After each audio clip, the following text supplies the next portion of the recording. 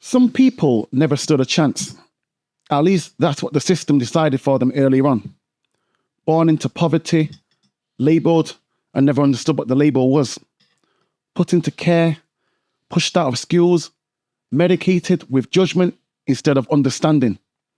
Today's guest is a man who survived addiction, prison, and a life that statistically should have ended early.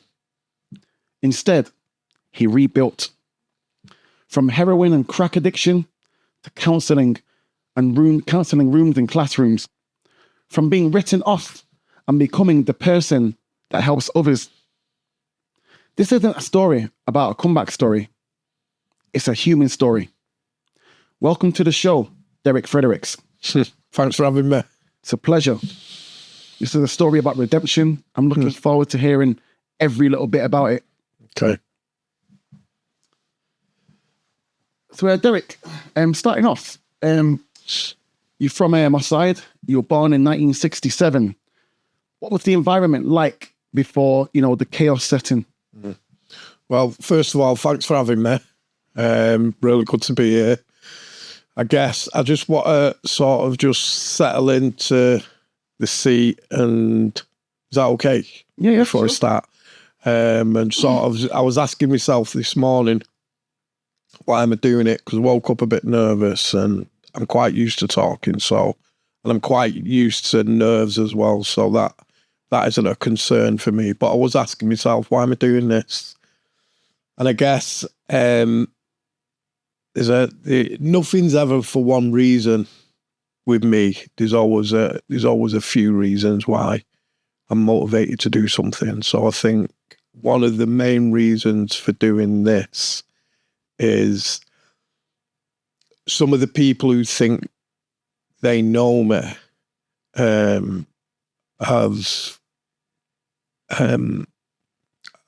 don't really. Yeah. And I mean family members, and not through a choice of trying or not trying, just because of the when you get a chance really to talk about your life and to be asked interesting, emotive questions. So I think one of the main motivations for me to do this is some of the people who I care about and who care about me. I think this is a good opportunity for them to get to know me. Plus the bonus of hopefully somebody listening to this can be inspired, because like what you said at the beginning, never mind society writing you off. I wrote myself off. I was wrote off right from an early age. I was wrote off. And I find that really dreadful, criminal, sad, waste. That somebody believes that they're actually wrote off, because I remember that right from a young age. I didn't have a life worth living from my early 20s. Yeah. And I'm sure we'll get into that. So yeah, I just feel a bit more settled now. So thanks for that. Yeah, no problem. So that original question of growing up in Moss Side, family of 10. 10? 10, yeah. So my mum and dad and 3 sisters, 5 brothers. And the biggest memory is just grey. Just grey. Grey. All I can see is grey and dark. And I live on my own. I live on my own and in a 2-bedroom house, and I have a normal size fridge, and I look at my fridge sometimes for one person and for visitors and for when my sons come and stuff. And I remember the fridge we had, and it must have been about 3 foot off the ground with a little freezer At the top. for 10 people. And I often think, wow, obviously you deal with what you've got, but I often think to myself, flipping heck, how did we survive that? How did we cope? And, we're going to be talking about in a bit about some of the beliefs that were passed on to me. And I guess for my parents, it must have just been firefighting, survival. with I think we were in a three-bedroom house. So 5 lads in one bedroom. Yeah. My mum and dad in one bedroom and 3 sisters in another bedroom. So yeah, my and I often think about kids now, they have the internet, don't they? And they can see like there's a different world, and there's places like Jamaica, and there's places like the Maldives Islands and Spain, and even the Lake District and Scotland. But I just don't remember ever being exposed to anything. The closest we got to exposure was a TV.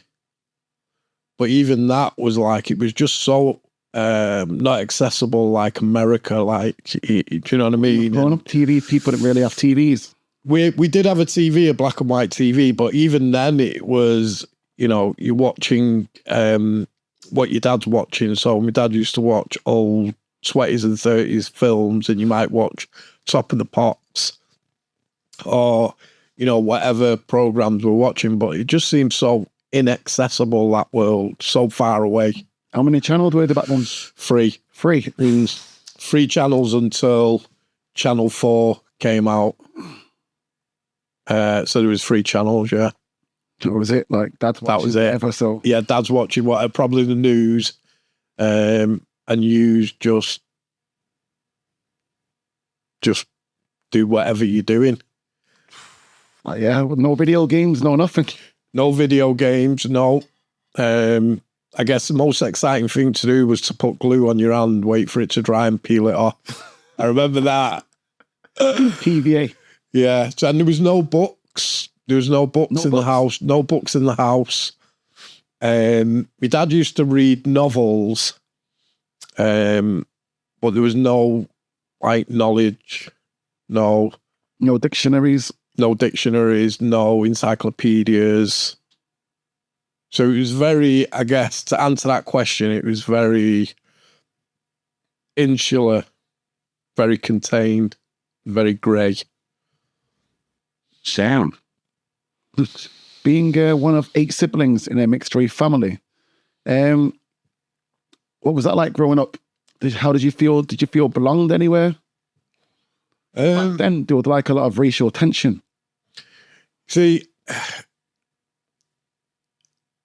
I have a belief. I'm going to talk about some of the things I do to level out my mental health and stuff.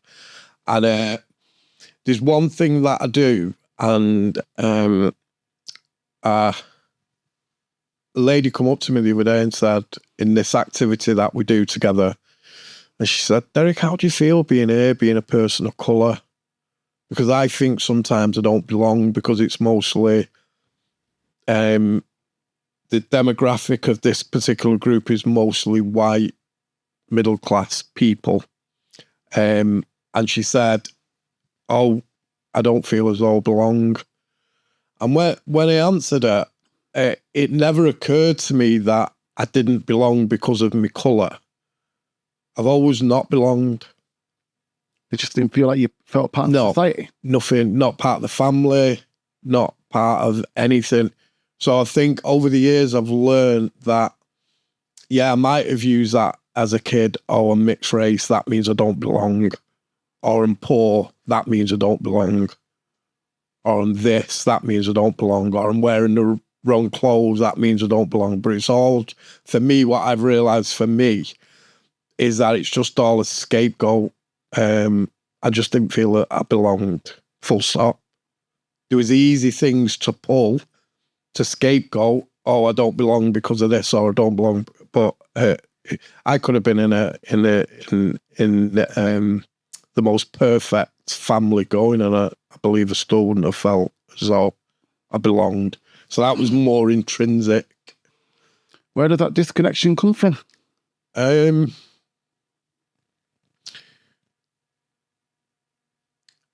I think for me, a lack, maybe it's a good question. It's a good question because it's got me going to places that I've not really been before. So maybe it's something to do with the environment. Maybe it's something to do with the fact that we weren't exposed to anything.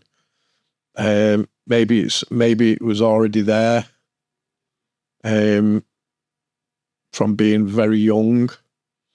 Who knows, Jermaine? What was your relationship like with your siblings? Volatile.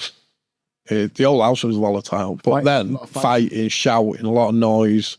It was loud. It was very loud. You know, we were growing up. I was second to the youngest, so obviously there's a lot of sibling rivalry. There's a lot of rivalry for food, for clothing. I remember if you didn't wake up early enough in my house, you were wearing your sister's jeans. And you used to come right up. If you didn't wake up early enough? Yeah, if you didn't wake up early enough, you had to wear your sister's jeans because that's all there was. And you used to come right up, you know, because female jeans are higher up on the hips. Yeah. I remember that clearly. And still today, I can't wear, all my pants have to be extra long because if I feel as though they're short, and they're not short, reality is they're not short. But if I feel as though they are, it takes me back to when, obviously, we couldn't afford clothes, and you'd be wearing trousers that were too small, and just right up your leg. So even today, I still can't wear. I have to wear extra long trousers. I stuck with you throughout your life. Yeah, I can't be stylish and wear, you know, like now people are wearing suits. Yeah, no. Ankles out. You're like, nah. I can't do it. And we're laughing about it, and that's okay. But that's one of the, and it's only low level, and I am going to call it trauma. You know, it's traumatic that to be poor, to be in poverty. Yeah, we didn't know it.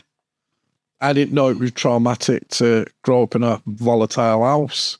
We didn't know it. We didn't understand it. Just our parents didn't even understand it. But I can see that now that, you know, a lot of trauma was being produced or accumulated through nobody's fault. Trauma's not always somebody's fault. You know, a lot of my trauma wasn't anybody's fault.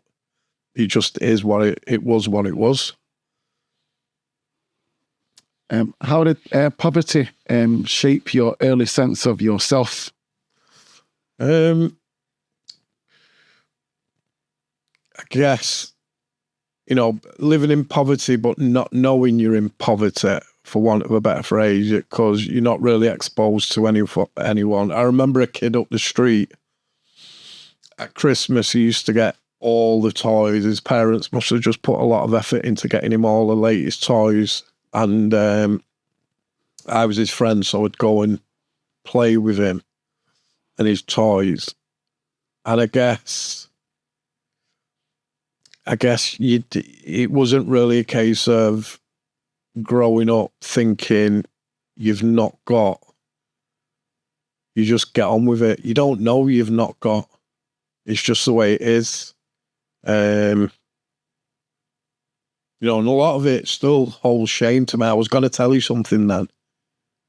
And I thought, shameful. The other thing I have to be careful of today is I'm talking about things that affect other people. Yes. Like my brothers and sisters, you know, and I wouldn't want them to watch this and for me to vicariously cause them shame. Any trauma. Yeah, to trigger stuff for them. But I do want to tell my story because it's my story. It's just in the back of my mind as well, just to be respectful, because my story overlaps with other people's story, and I don't want to break anyone's confidentiality, I guess. Yeah. But at the same time, it's you know, I live my life absolutely restrained because of what other people thought. You know, and that still haunts me today with not being myself, with having to go with the crowd. And I guess, you know, and we're going to talk about my drug use, and I guess one of the reasons for my drug use was to following other people, and not following my own instincts. So it is a bit of a balance, and I don't want to disrespect anybody who my story overlaps, but at the same time, it's my story, and it's got to be told. Yeah, it's your truth. Like, yeah. When you moved to Longsight, did anything change emotionally, or did the same struggles follow you? When we moved, I remember the day we moved to Longsight, because we all piled in to the back of a big removal van. In the back of it? In the back of it, yeah. It sounds bad, doesn't it? Yeah, different times. And I think we had a cat, and I think the cat just got left behind. That sticks out. And I remember we got fish and chips as well. That sticks out, because we probably never had fish and chips. And I remember getting to Longsight, and the Daisy Works is not there now. This big building, and at the side of it was new paving and grass. So they must have had a spare bit of land, and it was just grass and like brand new flags, brand new paving. And I swear it just looked like I thought it was in like it just looked like so like science.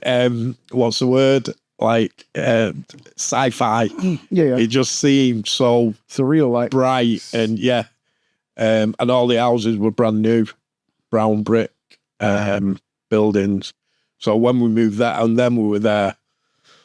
My mum was there for like 40 odd years, 6 Day away in Longsight. That was like, and I think I was 7 at the time. Did anything change? I guess I was getting older, so the memories are more clear. But I guess my siblings were finding new friends. Our world was opening a bit because of new people. But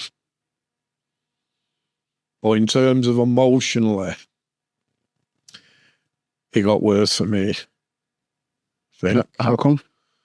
The primary school I went to, St. Clement's, school was just not working for me for some reason. More so than my brothers and sisters. I was like the crazy one, the loopy one, the different one. That's how I felt. And who knows, my brothers and sisters might have felt that. It's all very perceptual, isn't it? So I felt as though I was different, and regardless of how I felt or my brothers and sisters felt, I did start acting out differently from the rest of them. So there was just something going on for me that was not comfortable. And I guess because I didn't speak to anyone about my discomfort, I didn't have them tools, no one asked me. So everything was coming out sideways. So there was a lot of unruly behaviours, so I ended up getting expelled from the primary school, St. Clement's. I remember sometimes they'd have to carry me home. I'd kick off for no particular reason. You'd carry that home, or someone carried it home? Yeah, but I remember the headmaster had one hand, and my 3 brothers, my 3 older brothers, 2 would have a leg each, and they'd have to carry me home, yeah. So I remember that quite clearly. Wow. Because they couldn't control me. Wow. So that was what I must have been 7, 8, 9. Yeah. Carried you home, arms and legs up? Yeah. Wow. Right. Just get him home. Just when we can't deal with him, just get him home. Looking back now, what do you think that you needed as a child that you didn't get? And I can be flippant and say love and the acceptance and all that type of stuff. But I'm not going to say that because it's sort of just like made up, really. Retrospectively now, looking back at it now, I might have just needed someone to ask me, what's going on for you? You okay? What's going on? What thoughts are you having? How are you feeling? What's going on? You know, I in my work at the moment, I don't specialize in children, but some of my clients bring in the children in terms of one-to-one therapy. In my daytime teaching role, I've been exposed to classrooms of 14, 15-year-olds. But young, it always amazes me now how children are more ready to express themselves and have more tools to be able to say what's going on for them. It always amazes me. Like, children can express, oh, you know, I'm scared, or I'm uncomfortable at school, you know, I'm uncomfortable with my friends because they try to make me do things. I've heard children say these things. Oh, really? Yeah. Oh, yeah. And I'm always like, wow, that is amazing. I'm uncomfortable with my friends. Yes. Wow. This particular young person, who's a son of one of my clients, he the reason why he did say that was he felt as though some of his friends were being ruly and he didn't want to be, but he was able to express that. So in answer to that question, I think what I needed was, I'll tell you what I needed. I needed the truth and communication. When you say the truth, like, what are you referring to? I'm referring to, but, you know, think about it. There's 10 of us in the house. My dad came from Jamaica to fight in the Second World War. He got with my mum. My mum must have been exhausted by her 8th child. The stress that was probably in the house, the anger that was in the house, the uncomfortable feelings that people were feeling. No one talked about it. And I think, as a child, I think intuitively I knew something was wrong.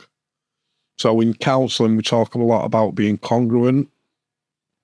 And congruent is one of the core counselling tools we use in terms of what's going on inside aligns with what you're portraying outside. So in my family, like a lot of families, there was a lot of incongruence in terms of no one talks about what was really happening. We didn't have the tools, and plus my mum and dad. You know, I never heard anyone say, I'm scared, I'm depressed, I'm hurt. You know, you just hurt my feelings with that comment. No one expressed things in real terms. And I do strongly believe that one of the issues I had, for whatever reason, I intuitively knew something wasn't right, but there was no way of expressing it. No one had the tools.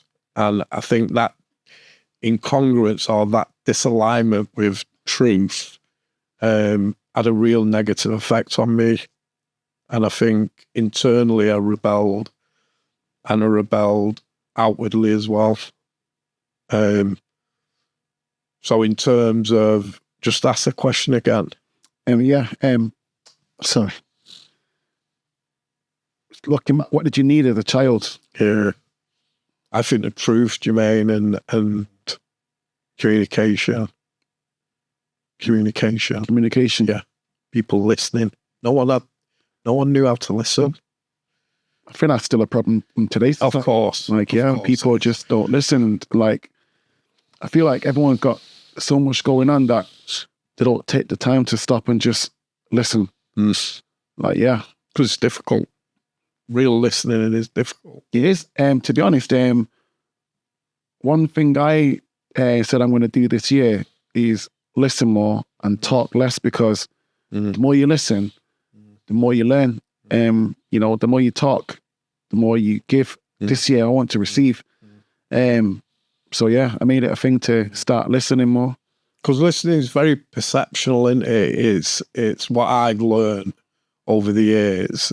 Obviously, I listen for a living, and it's funny. When I'm delivering classes to new prospective counsellors, and I ask a question, "Who's a good listener?" and he'll always go, "I'm a good listener.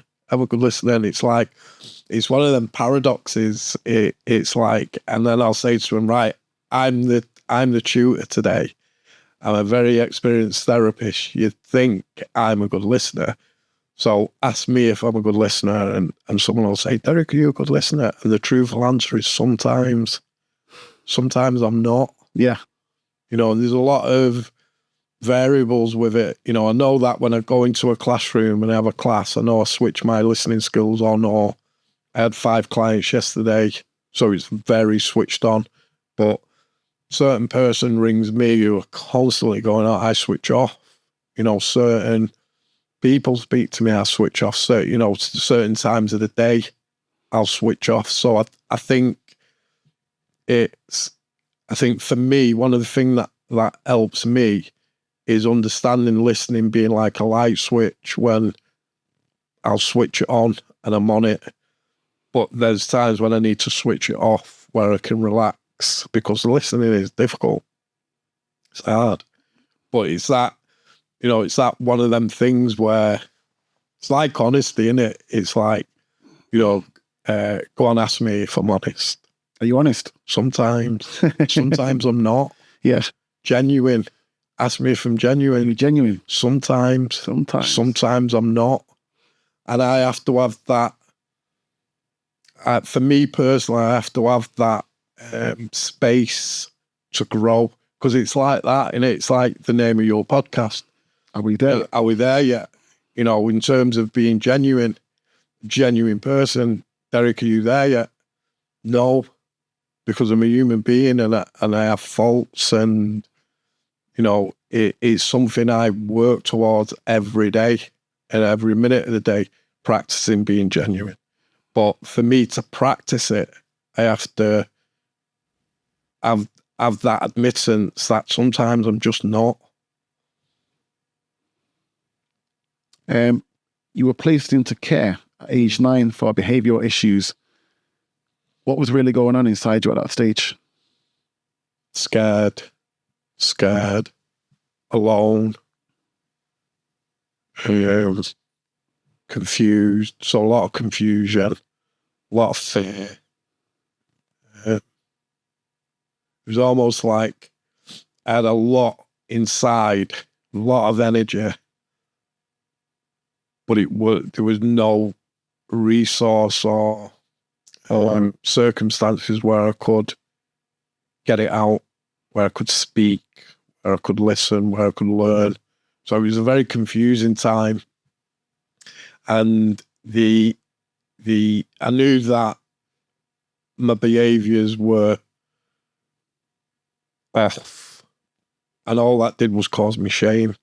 So my first ever memory ever in my life wasn't auditory, and it wasn't visual. It was a feeling, and it was in Claremont Road Primary School in Moss Side, and I was 4 or 5, and I'd stolen a little boy's rubber red car. Never forget it. I stole it, put it in my pocket, and this boy knew his car had been stolen, and he told the teachers. So the teachers decided to search everyone going out the class. I had it in my pocket, and I hid under a table, and just shamed myself, confused. And I look back now, and this is one of the first beliefs that was given to me against my will. I didn't ask for it, but people were committing crime. My mum was committing crime. My dad was committing crime. Crime was just something that was just there. So that feeling of shame was ever present, and is to this day, and I have to be aware of that in terms of my life. But going into care was So I was confused, I was ashamed, that's all the stuff that was going on for me. But outwardly, I was battling with my mum and dad, I was having night terrors, so I won't go to bed. And this obviously stressed mum and dad out in school because I just kept getting expelled. And one night, one evening, I can't remember how I got in the car, but I was in a car. Never been in a car. Never been in a car? Never been in a car. I was in a car. And I was in the back, and my dad was sat there, straight face, just looking ahead. I'm feeling really excited, fucking in a car. And there was two strangers in the front. But I didn't give any, I just knew I was in a car. And I thought, oh, Ryan's going on an adventure. Yeah. Flipping it. How special am I with my dad? Little did I know I was being taken to Whaley Bridge near Buxton. Right. And the obviously the gap in that memory was then screaming for my dad. And I remember this guy, this stranger was holding me, restraining me. And he had a wart on his finger. I remember A wart on his finger. Funny you say that, because when I was growing up, like, people used to have, you don't really see that now. No. Used to have warts. Yeah. He had a wart on his finger, and he was all right. He wasn't being violent. He was just restraining me because I was kicking off, because I realised my dad had gone. And I just remember screaming. So I'd gone from excitement of thinking we're going on an adventure, that I'm special, being with my dad, to being left in this strange place with these strange people.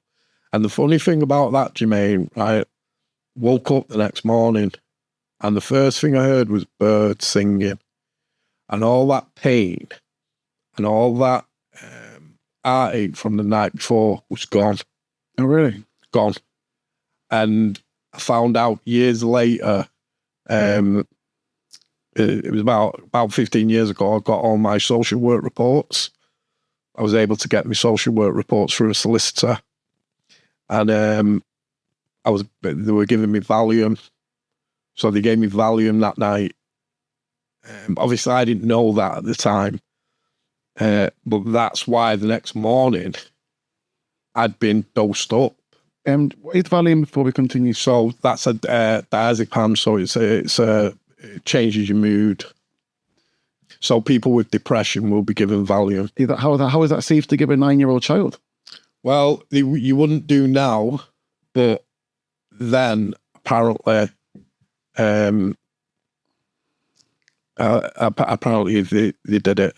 It was in the reports. There was one social worker who questioned it, but nothing happened. But funnily enough, when we're talking about my substance use further on down the line, so my first experience of fixing a feeling through substances. So I believe that, that I use drugs to change the way I feel. That's it. Yeah. That's baseline. But my first experience of using a substance to change the way I feel was given to me in care. So the next morning, that disparity between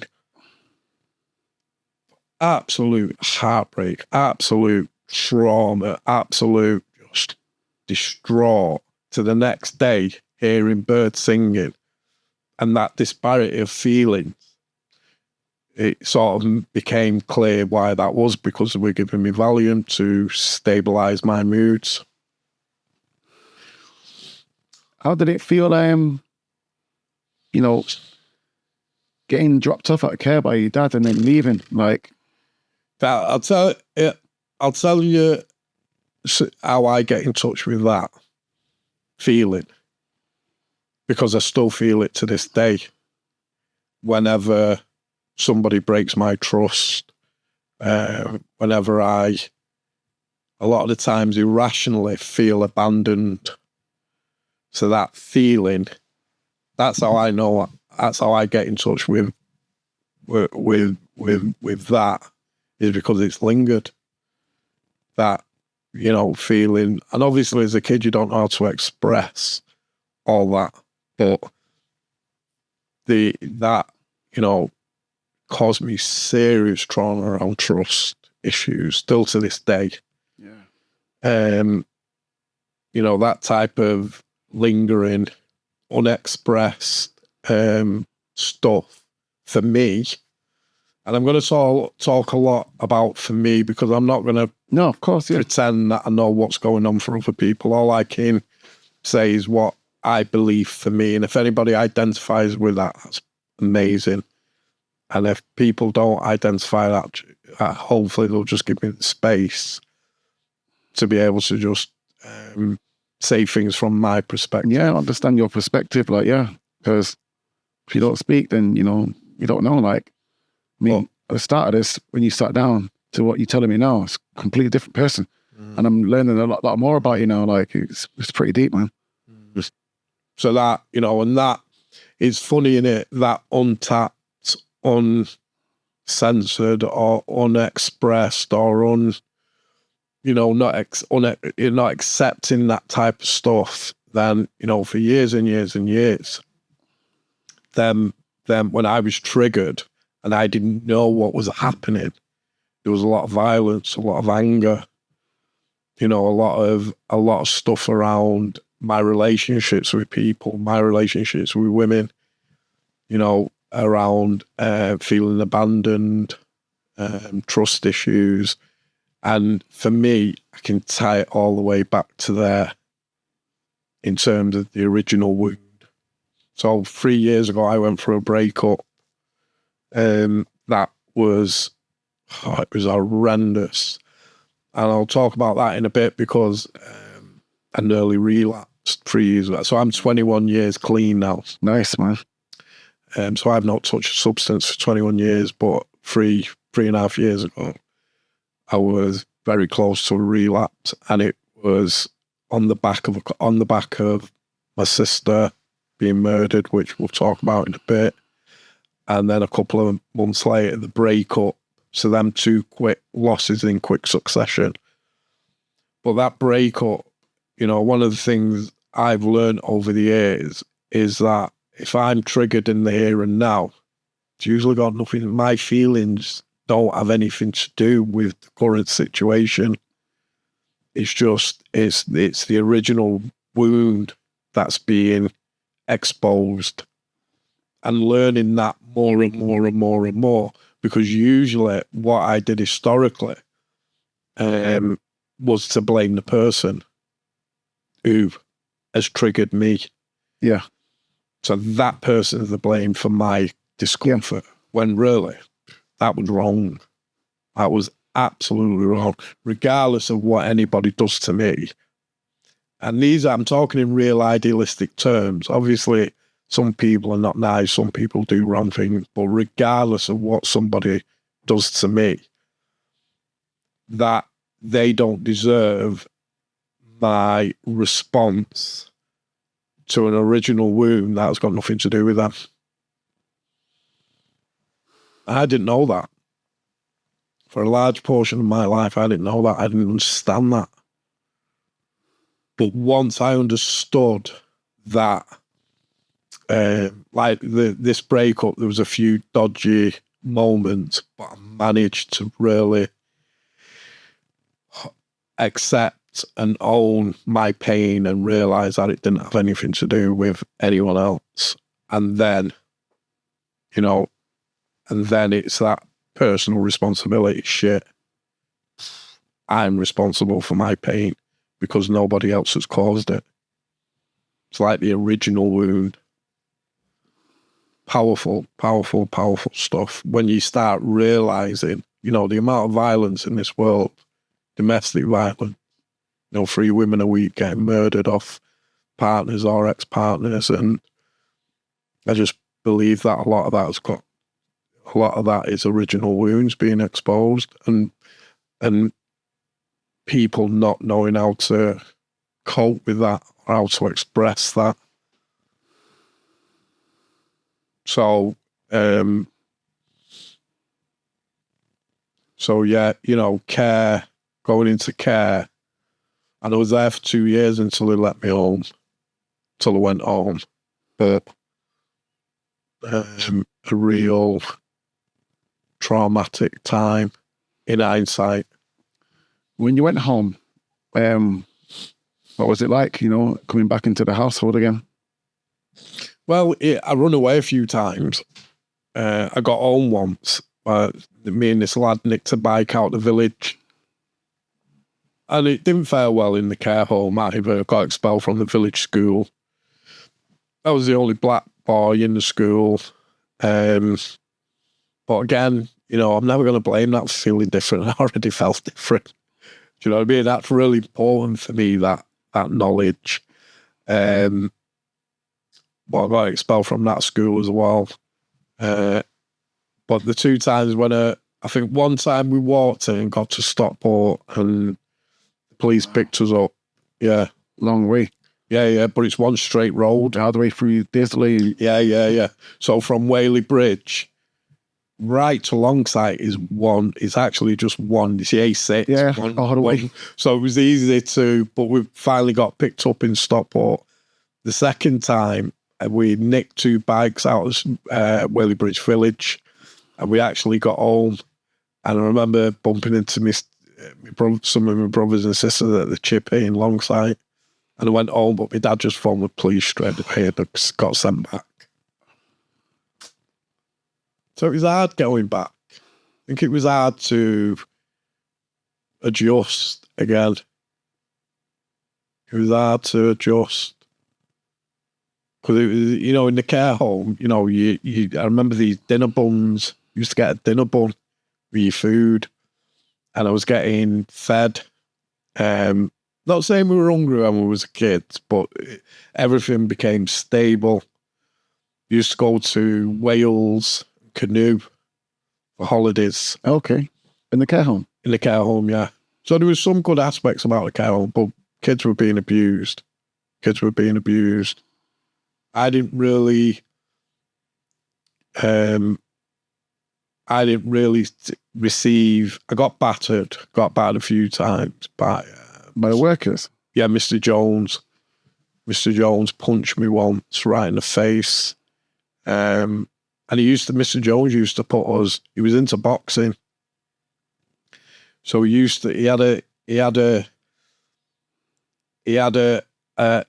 pit 2 kids together, but he'd never put anyone who was equal. He'd pit like when someone was obviously a better boxer, or bigger. So he'd do that. He'd do that type of stuff. Mr. Force you to box. Yeah, force us to box. I remember the big black boxing gloves that were massive. Well, that was just entertainment to him. I think so. Who knows what was going on for him, man? Who knows what was going on for Mr. Jones? It's reminding me of a movie, Boycott, Undisputed, and they're just getting the prisoners, making it fight like. Yeah.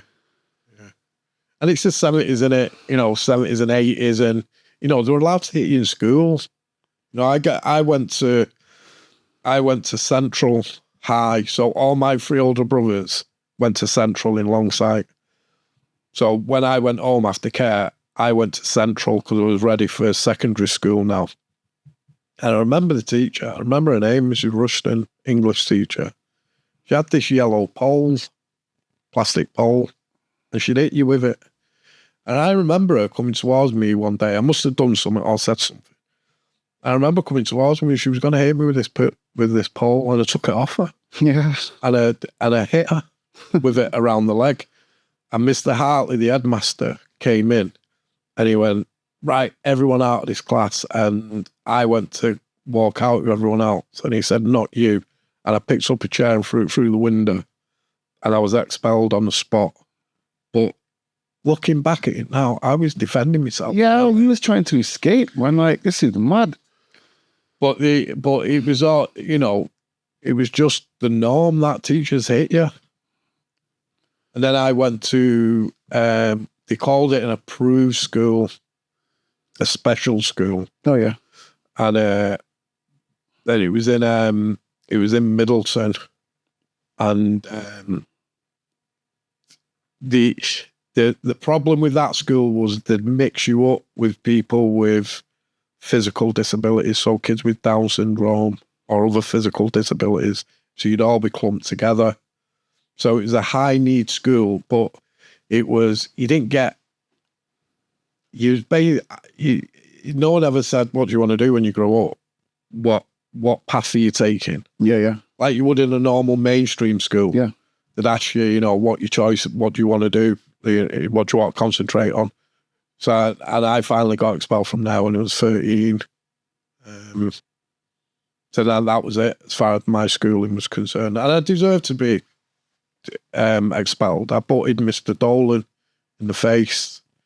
Do you know what I mean? And Mr. Coyle, the headmaster, a big Scottish guy, said to me, right, get out of here.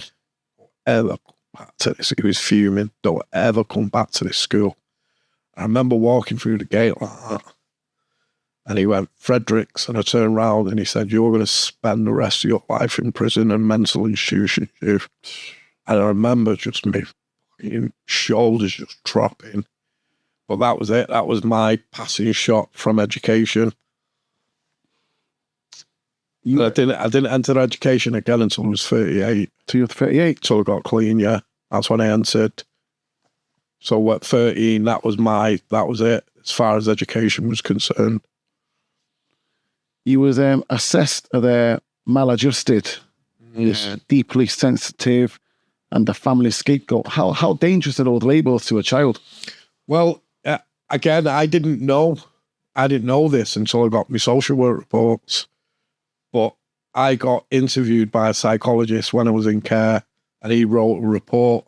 And what he said in the report was that Derek is highly sensitive, and he's obviously made his professional assessment. Derek is highly sensitive, and because of his sensitivity, he has took the brunt of everybody's frustration, everybody's anger. What he said was, because of my sensitivity, I was sucking in everything. All that energy, all that negative energy, almost like a transmitter was coming to me. So Derek's a bad one. Derek's a problem because of my behaviours. And rightly so. Let's get rid of Derek. So that assessment, what he made, it was really hard to read that. But yeah, they called you maladjusted. No, they call you ADHD now, wouldn't they? Right. But then it was you maladjusted, which I think mal is French for like, I think Mal is Spanish, malo is bad. Yeah, broken. Yeah, so you bad adjusted. Like, Yeah. So adjusted bad, like, yeah, they'll say, like, imagine. And I don't talk any of this. I'm not really into, this isn't a sympathy story. Yeah, it's a truth. This isn't sympathy, I'll talk about it in a bit. But, I'll just get this in here now before I forget, because I don't want anyone to watch this thinking this is some type of cause and effect. I think one of the things that I believe that, like, crime, for instance, I was taught that crime was okay. That belief was given to me against my will. I didn't ask for that.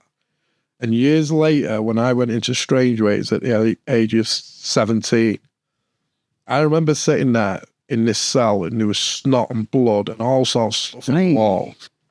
And I remember thinking, don't like it, I'm not coming back here. And then 6 months later, I was back. And after a few years, that confused me, because it's like, keep making the decision that I'm not coming back here, but yet I'm keep coming back. And for 20 years, until it was explained to me what that process is like. So, no, it was not. What happened to me was never my fault. However, it was my responsibility to do something about it. It's really important, that, Jermaine. That's been really important for me. It wasn't my fault that I got severely abused in care. And it wasn't my fault that my family committed crime. It wasn't my fault that my dad shouted. Do you know, none of that was my fault. Yeah. I was a little kid. But when I went into rehab when I was 38, it was put to me that, yeah, Derek, we get all that, but it's your responsibility now.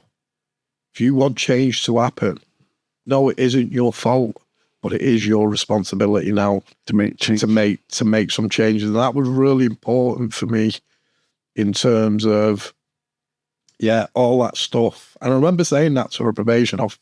I remember I was delivering a group and there was a probation officer observing the group, and she come up to me and she went, Derek, I didn't agree with you saying that to the class. And I said, oh, why?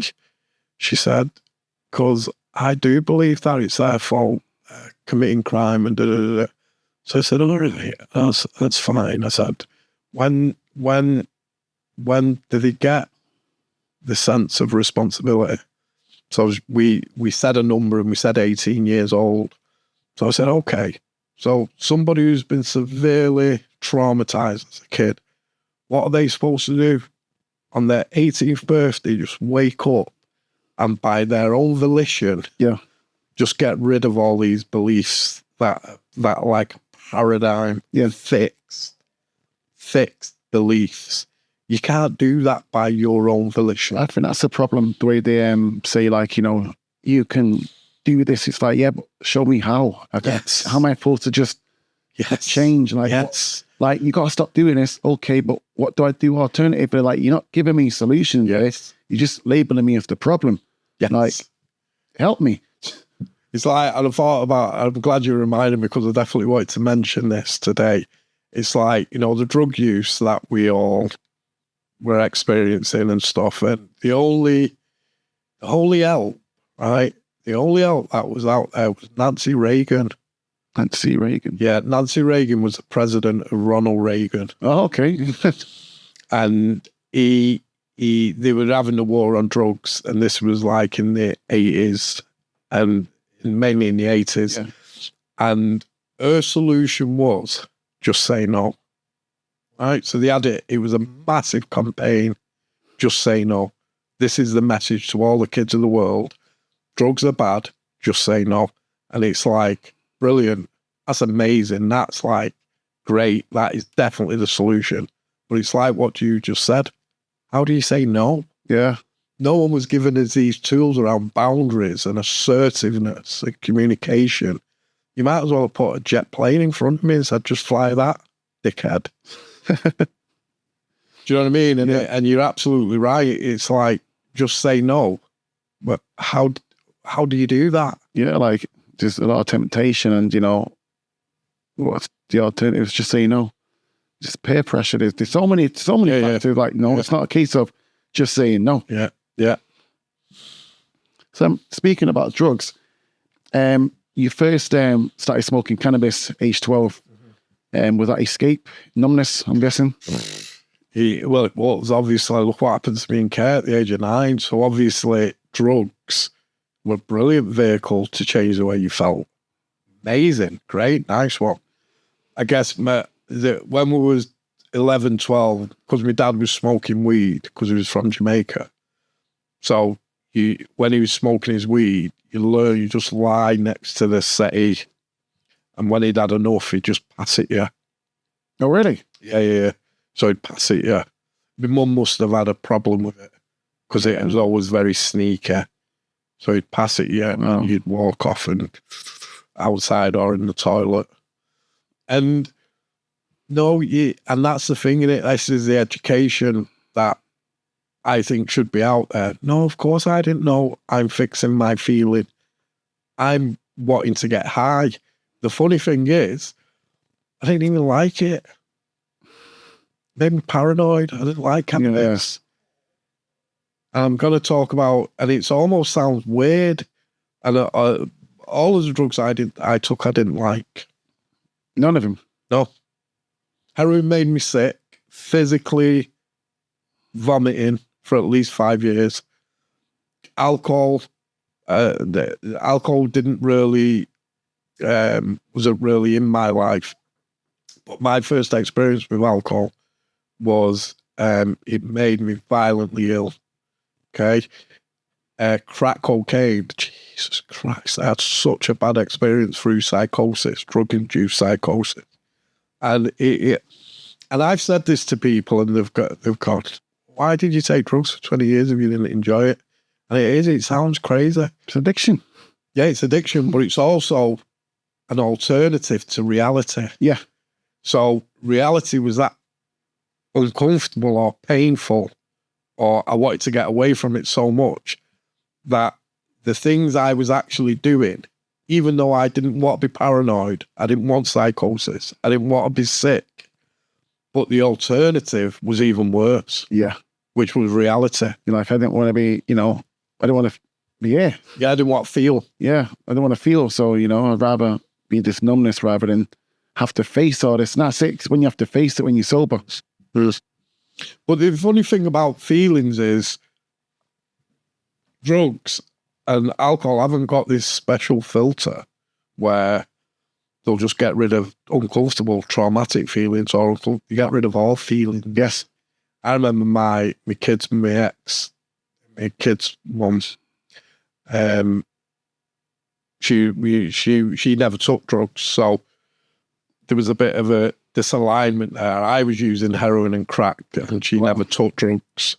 We had 2 sons together, and I remember she was always trying to do normal things, and she'd take us on these walks, and I'd just go along just because I did.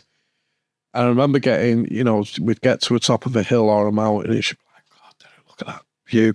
I'd be like, yeah, just going along with it, not feeling it. Yeah. Not feeling it, because I was, the drugs I took. I saw 2 of my sons born. I was actually there. Didn't feel a thing. Wow. Didn't feel anything. No, just no feeling. No, I was taking heroin. It's one of the most powerful narcotics. I remember smoking, when she was in labour. The drug dealer came to it parked up outside St. Mary's Hospital. How am I going to feel anything? Taking heroin. Damn, man. So drugs it's not like a special filter, we'll just get rid of the uncomfortable feelings. It's all feelings. Everything's, for me, Just gone. Yeah. everything is gone. Drugs, for me, again, I'm not telling anyone Yeah. what they should think or what shit, but for me, drugs changed the way I felt. That's why I took them. There was a blag of, I'm doing it to get high and all that, but, took drugs to change the way I feel, and that became very evident years later when the consequences started racking up. Do you know what I mean? At the end of my using, Jermaine, I was, started using cannabis at the age of 12, and then started selling cannabis in Longsight, the church pub, for my dad, and that was from the age of about 16. And my 3 older brothers were already taking heroin. Yeah. So especially my elder brother, he was already taking heroin. You smell it in the house. So you smoke it in the house in the family home. And it was so potent. The smell of it was so strong. Even though he was doing it in his bedroom, you could smell it through the whole house. And no one was... My mum probably challenged it. Probably happening when my dad wasn't there. But he wasn't really challenged. So he went. My next brother went. Then the one after him went. And I always said to myself, yeah, don't look good, that. It's not a good look, this heroin thing. So I'm never going to try it.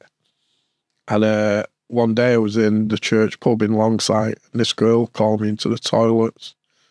She went, "Did it?" And I thought, hello. So I went in. And she was smoking heroin on the floor. Wow. And she went, "Do you want some?" And in that moment, and this is really important, in that moment, I changed the goalpost. My morality goalpost was shifted. Yeah. because my morality goalpost was I'm never going to take heroin. This is where the lies, the self-lies, are now getting in. I'm never taking heroin to this girl who I liked. Do you want some of this? And in that moment, I said yes. Now, for that goalpost to shift, I had to justify that. And I justified that with, I'll only do it once. All it takes once. All it takes once, yeah. All it takes once. Similar to Adam and Eve. Hey, yes. I see. Yeah. You only got to do it once. Yeah. It's pretty deep, that. Crime came early. Was it survival, influence, or was it, inevitably, your surroundings? I think it's there's no sense, is there, of right or wrong. There was no sense. So nicking that little boy's car, there's just no sense of right or wrong. It's a real clash. Well, about 15 years ago, I did, because I was working, my day jobs working in sort of the corporate environment, for want of a better phrase. And they give us, we joined with another bigger group. And when we joined with this group, they give us all, some of the middle managers, this book called The Strengths Finder. And the premise was to read the book and then answer all these diagnostic questions. And it was to find out what your key strengths were as a member of staff, as a worker, as a manager. And out of about 50 possible strengths, you answer all these questions and then go online, and then it comes up with your 5 top strengths. My top strength is empathy. That's my top strength. Now, I don't believe that.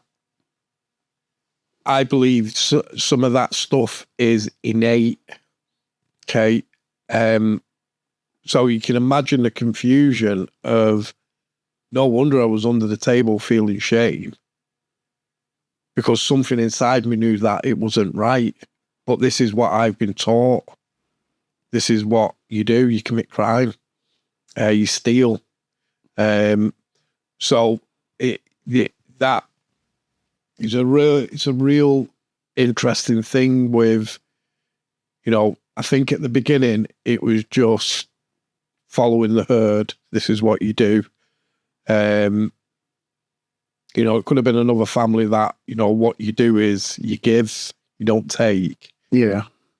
Yeah, and that belief is instilled in someone, maybe a Christian family, or I don't know. And I don't want to make any distinction between good or bad. I don't want to label my experience as bad and someone else's good. It just is what it is. So I think in answer to that question, I think at the beginning, crime was just inevitable. And then as I got older, then it was just like money, you can buy things. And then when heroin, selling cannabis was just like, I was selling cannabis for my dad. Do you know what I mean? So and then when the heroin started, then it became a fight to, taking drugs, because drugs were changing the way I felt. No wonder then when I didn't have drugs, it was such a panic, because I'm now facing reality. So then crime became the fight not to feel reality, as opposed to greed or necessity. Crime then just became a tool not to feel reality, because I needed money to buy drugs. It's like, both of your parents involved in crime. Like you're saying, you were selling weed for your dad. I mean, what does that, how does that affect a child and what they see as normal? And again, we're not blaming my dad, because, where did he get it from? You know what I mean? And we're going to talk a little bit about generational trauma, and what, how that's passed down, whether it's through behaviors attitudes or DNA, whatever way you want to look at it. But I do believe that, some of the people who are committing crime, who are violent, who have got unhelpful beliefs, it absolutely isn't their fault, but it is their responsibility to do something about it. I'm not really liberal-minded, me. If someone does an action and it's wrong, I'm all for the consequences of that. So I'm not really liberal-minded like that. But I do believe that it isn't your fault, but it is your responsibility to do something about it. And if that can land with somebody, you're talking about generational trauma. You're talking about things that have been passed down generationally. And I guess that's why it's so hard for people to change, because, the way I see generational trauma, it's almost like it's built up momentum, like a juggernaut train, and then somebody goes, no, yeah, it stops here with me. Yeah. And that for a human being to do, and this is the work, innit? This is the work, and there's a lot of people who do it. There's a lot of people. Call them the black sheep of the family, that kind of stuff. Yeah. They want to go against the norm. Yeah. There's a lot of names for it, and there's a lot of, but anybody can do it, given the right environment, given the right tools. And this is the thing, we can change. You've said that crack was the turning point in your life. Now, what did crack take from you that heroin already hadn't? Right, yeah. So that process with my kid's mum, I met her when I was selling weed at the church pub. So I was 17, 18, she was 16, 17. Sorry, just before you continue, was that the woman that introduced you to heroin? No. Okay. This was my son's mum. And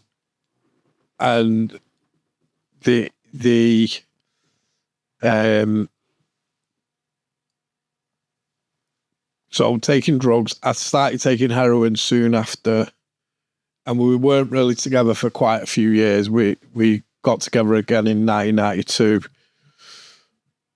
but then it was a process of taking heroin, and then committing crime to get heroin and doing what I needed to do. But I still had nice clothes. We both had a car each. We had a nice house because she wasn't taking drugs. Yeah. That buffered a lot for me because I was still being fed. I still had a normal life, really. Yeah. But then when the crack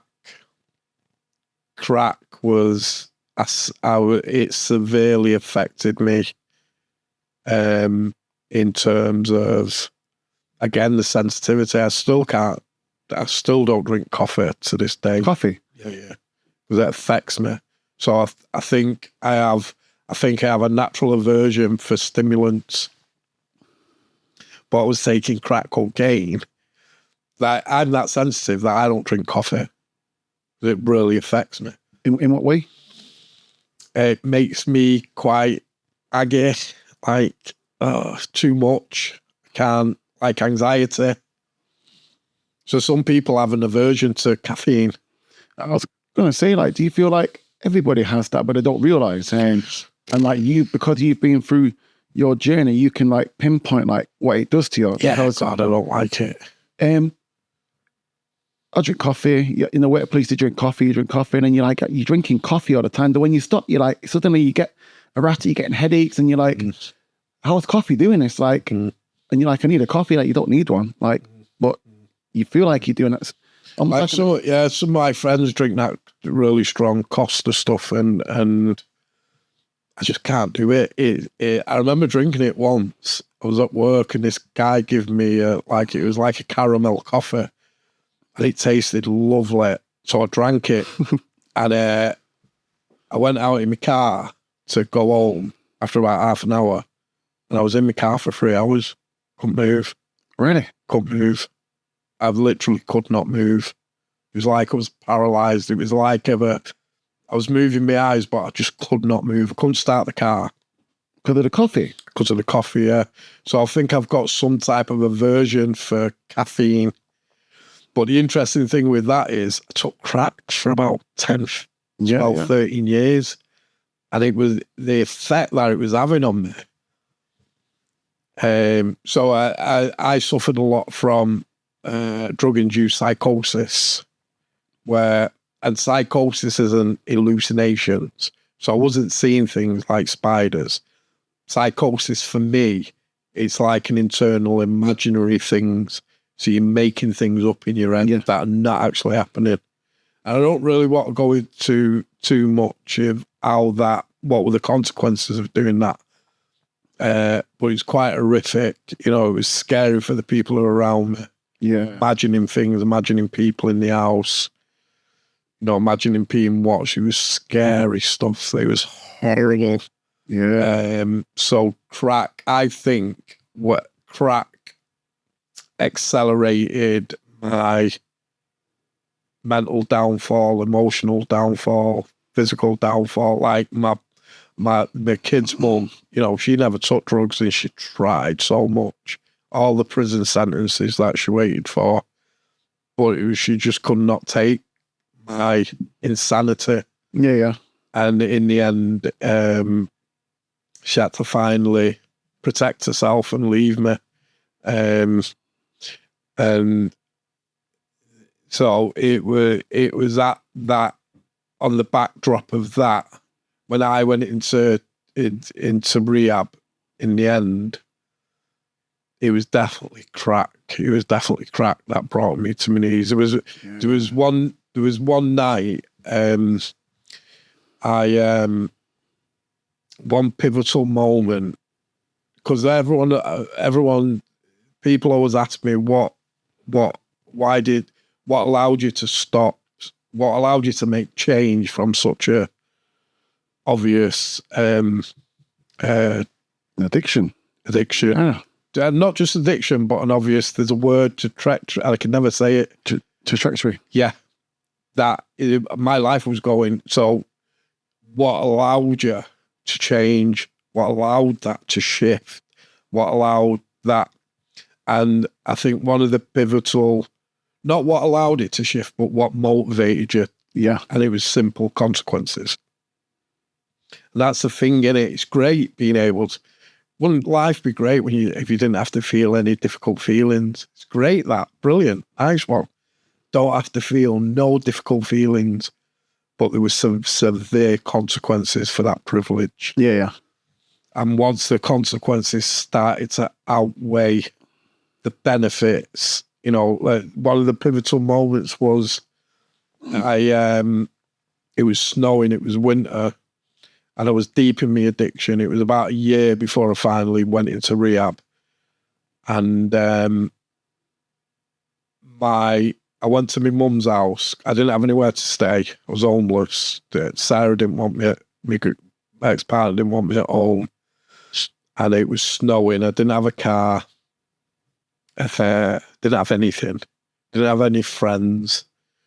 And I knocked on my mum's door, and my mum just went, "Go away, you're not staying here, go away." And I walked from Longsight to Burnage to the family home, and my ex was just like, "Derek, you're not staying here, go away, or I'm phoning the police." And I walked back to Longsight and knocked on my mum's door again, and now it's about 2, 3 o'clock in the morning. She said, "Go away." And I said, "Mum, just throw me a blanket out." She went, "No, go away." And I ended up in a phone box. Yeah. Crouched down, and something shifted in me that night. And I think what this shift was, what I realised that night was, right, this is down, you're on your own, our kid. Yeah. This is down to you.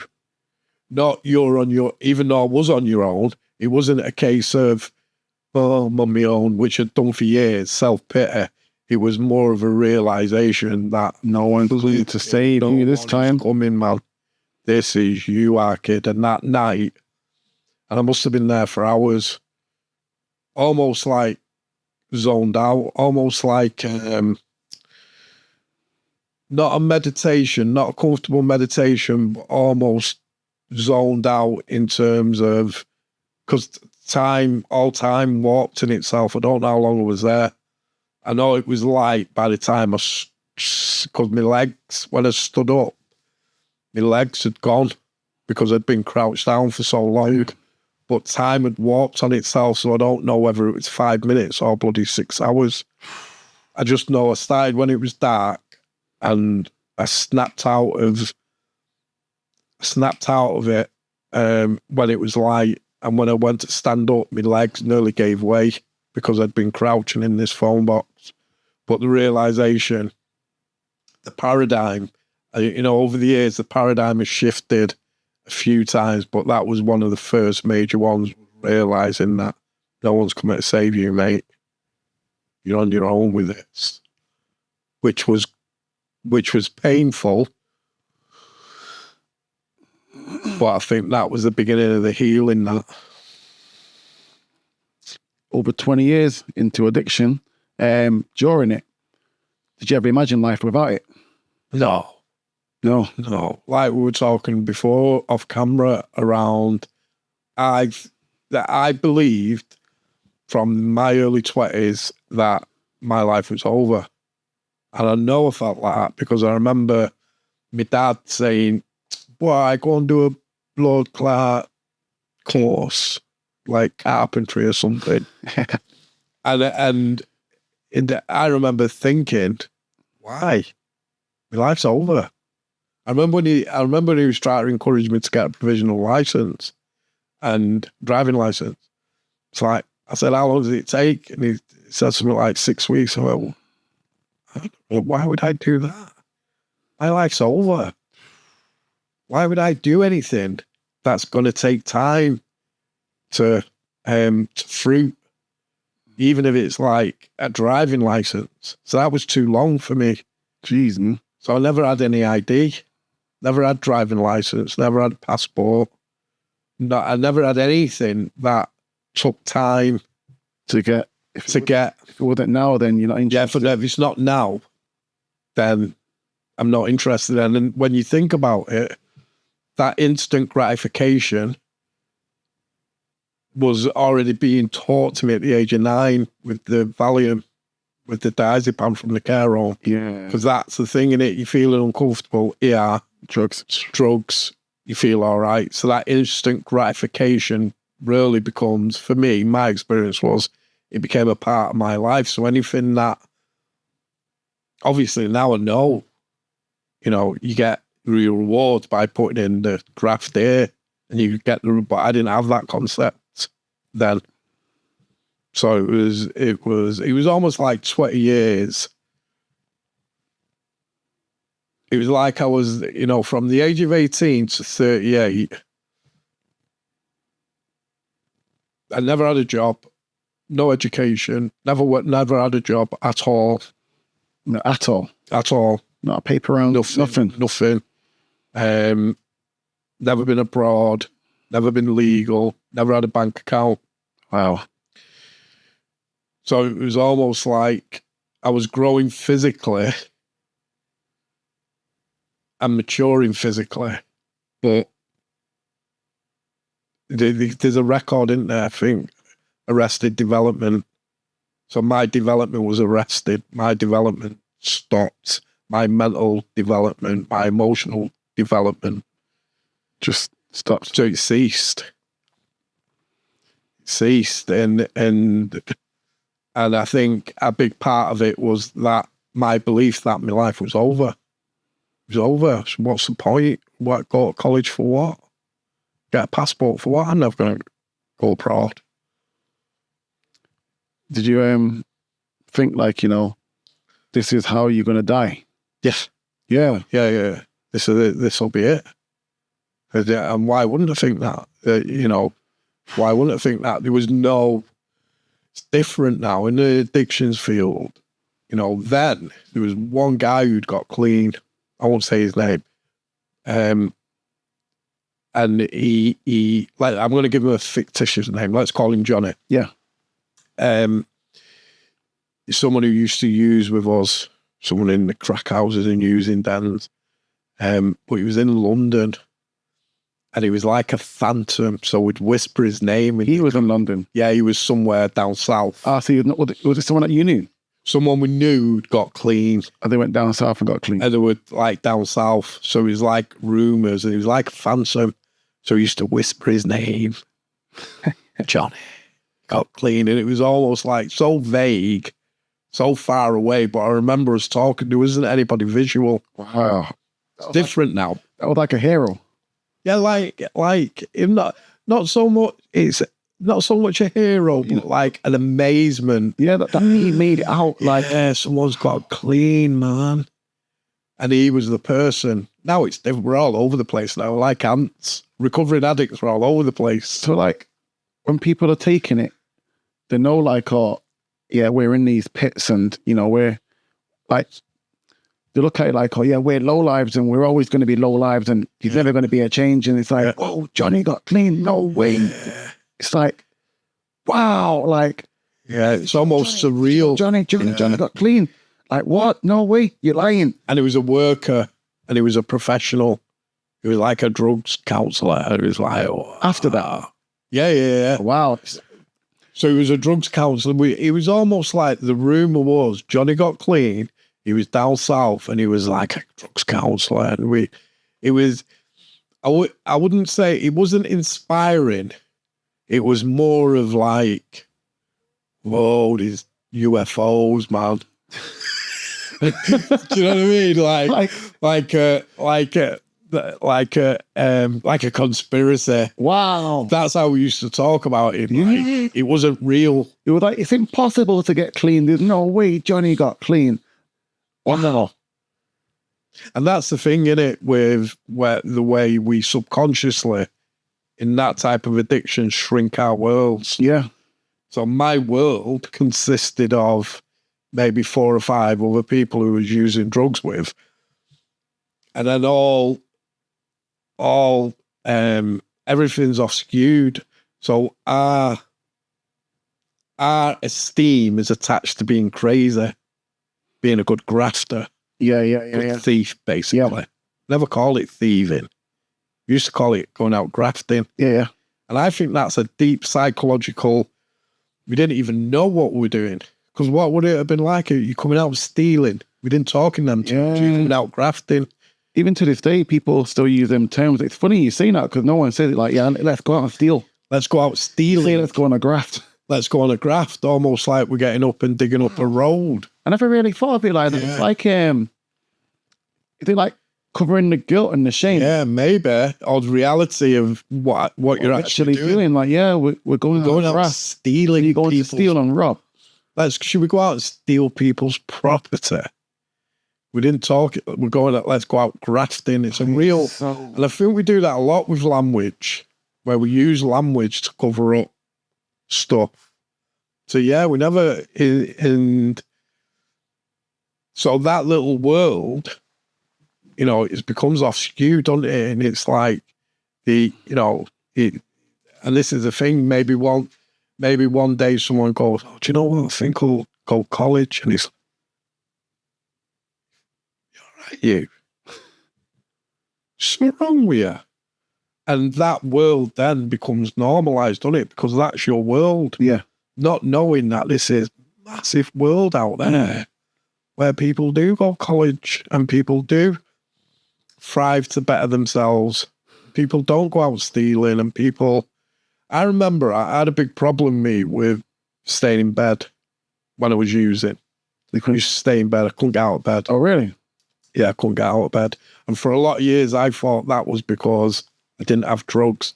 But for the last 5 years of my using, even when I had drugs, I couldn't get out of bed. And I'm talking about not staying in bed till 11, 12 o'clock. I'm talking about 9, 10, 11 o'clock at night. Yeah. Where I've been in bed all day. Just can't get out. Just can't get out. It's almost like, it's like duvet diving in it, but a really extreme, to the point where the kids will be like, Dad will go to school. Dad, we're home. And I've not moved. Yeah. I've not done anything. So Christmas days when I'd done that. Yeah. Oh God, yeah. Yeah. And I remember my ex, ex's dad said to me, Derek, are you depressed? And I wanted to knock him out. I obviously was. You can see that now. Yeah, yeah. I had severe mental health issues. Yeah. When he said that, this is where everything's off skewed. Derek, that's all he said. Derek, are you depressed? And I was so hungry. But obviously, what was underneath that anger? Probably the realization that, yeah, something's seriously wrong with you.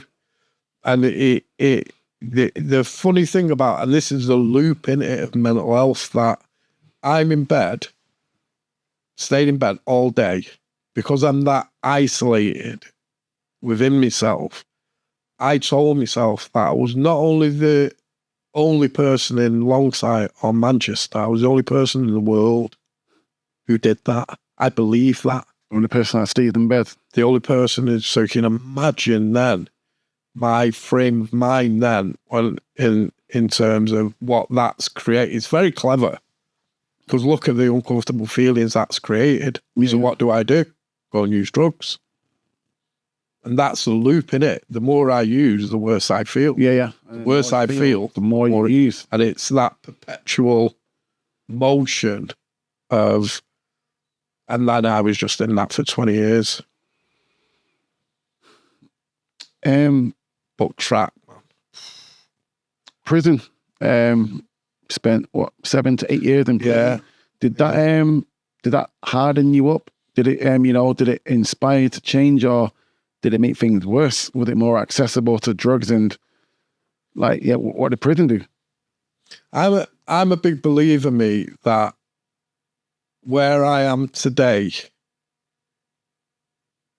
it was almost like, without getting too airy-fairy about it, it was almost like preordained from a young age. So stuff was happening to me, like going into care, all these experiences to shape me into the man I am today. It was almost like preordained, is that the word? It was almost like set out. You think it was all set out for you to be that way? Just not in a airy-fairy type spiritual way, but just more. Now that doesn't mean to say I can't mess it up and go off off track. Of course. But certain things happened in my life that, like going into care. So going into care opened me up to different stuff. Might not have had the benefits back then, but it started a process. Now going into prison, it's horrible. Oh yeah? Yeah. And one of the horrible things about it is, remember, sensitive person, highly sensitive. Right. Talk me through it, going to prison for the first time, So the first time I went in prison, I must have been 16, 17, and it was Strange Ways. And this blue shirt, these jeans, these shoes that look like tobacco tins. And I was in the cell and my brother was next door. Your brother was in there with you? Yeah. Oh, wow.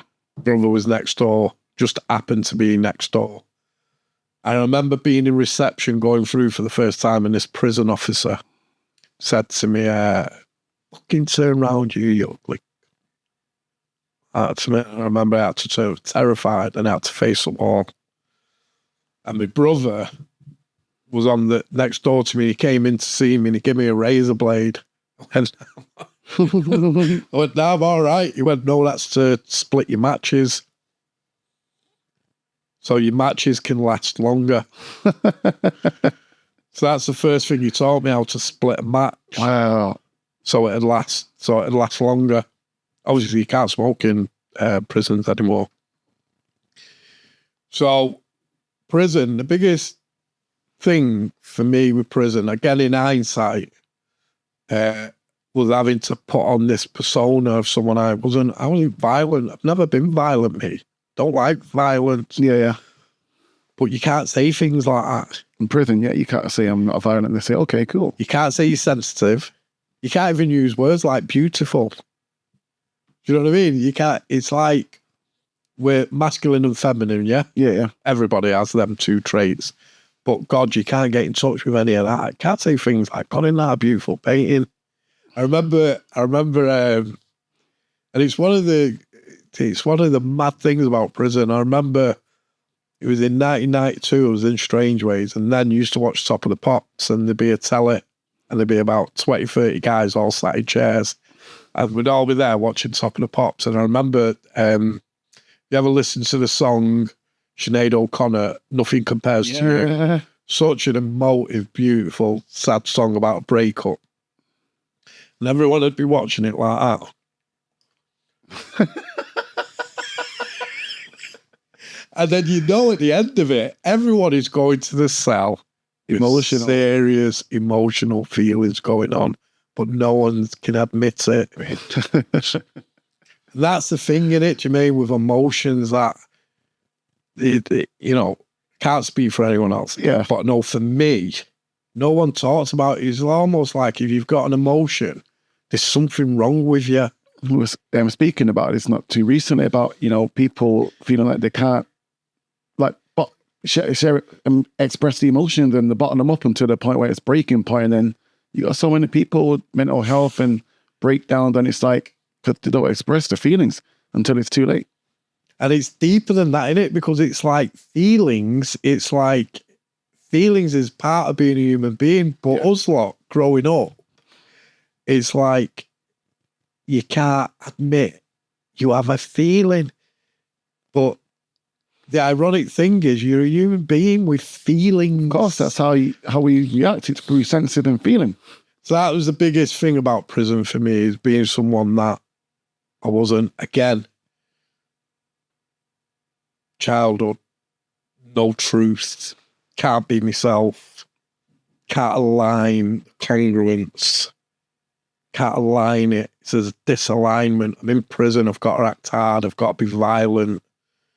I've got to get that tobacco back, what I've borrowed that guy, and if he don't give me back, I've got to drag him in the bloody recess and beat him up. And that disalignment with my true self, because that wasn't my true self. And I think for prison, so I think my life has been a battle with a disalignment of who I am and who I'm portraying, and that's still a battle. That just hasn't gone. I think a lot of people go through that as well. Of like, again, putting on this persona. Everyone's trying to play this part. That's why they have nicknames, and they live up to the nicknames rather than being who they are. And it's difficult. I still struggle with that, but I'm aware of it and I practice it. Like in the last 2 hours with you, and I could, I've aligned it, and when I'm working, I seem to align it. And there's moments in my life where I align it, but it's not, but are we there yet? It's changeable, isn't it? Yeah. 1 minute and then next minute I'm not. Do you know what I mean? But I practice more being aligned with my true self, which is enough for me at least not to use drugs. And for betterment. What does prison do to a man's sense of worth? Right. So the biggest sentence I did was 4.5 years. So I got 4.5 years for breaking into offices and stealing laptops and projectors and all that. I used to put a suit on in the early days. I used to put a suit on and go into offices and steal laptops and pretend you're a worker. Pretend I was a worker, yeah. In the early days. That's creative though. Yeah. It's a disguise. Yeah. So that's what I used to do. And even then I was isolated because I always did it on my own. And that's when you're using? Yeah. So I'd be in crack houses with suits on and ties on. What? And in the end, it wasn't like that. For the last few years, it wasn't like that. I was too chaotic. I wasn't manageable enough. So actually, I got 4.5 years and I ended up in Strangeways. And I entered Strangeways and there's a guy called Brother Ben. And I will mention, you won't mind me mentioning. Okay. So Brother Ben is a monk, Okay. Catholic monk, actually, who is American, and he is it's the same order as Mother Teresa's, the monks. They have gas all over the world where they help people. Okay. So Brother Ben goes into strange ways. So he's part of his ministry, even to this day. But 30 years ago, that's when I first met him. 30 odd years ago, actually. Brother Ben. And at first, it was, Ben, do a phone call for me. And he did get his little brown book out. But me and him are still friends to this day. Me and Brother Ben. The reason why I'm bringing up Brother Ben, when I got that 4.5 years, it was the height of summer. And I was withdrawing from the heroin and crack. Okay. He put me, I was that bad, I was kicking off. And he just took me down the block and down segregation and just left me. They don't do that to you anymore. They give you methadone now, Yeah.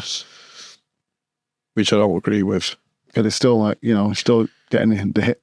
Well, but it sort of, I was down the block for a week. No medication, no nothing. The only friendly face I saw was Brother Ben. Came down to see me. But I need that week of pain. I need that because that's adding to the consequences, isn't it? You would have given me methadone. I'm like, yes, what? Do you know what I mean? Yeah. And then I'm not going to, even know, if you would have brought methadone to me, of course, I would have bit your hand off for it. Yeah. But it's that thing in it. It's the 40 days and nights in the desert, innit? It's that pain in it. Yeah. There's something about being in pain, even though we don't want to. Yeah.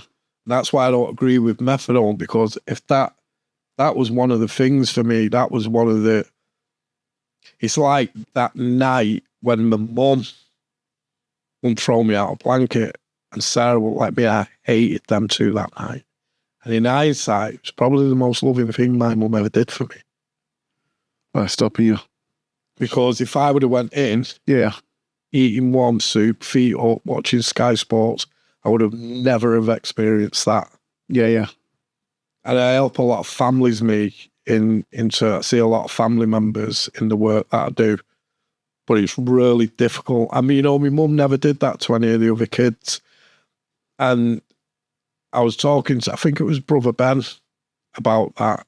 And he said, there's no one that knows you better than your mum. And she probably knew, maybe not consciously, but maybe knew somewhere that was going to help you. Probably broke her heart to do that.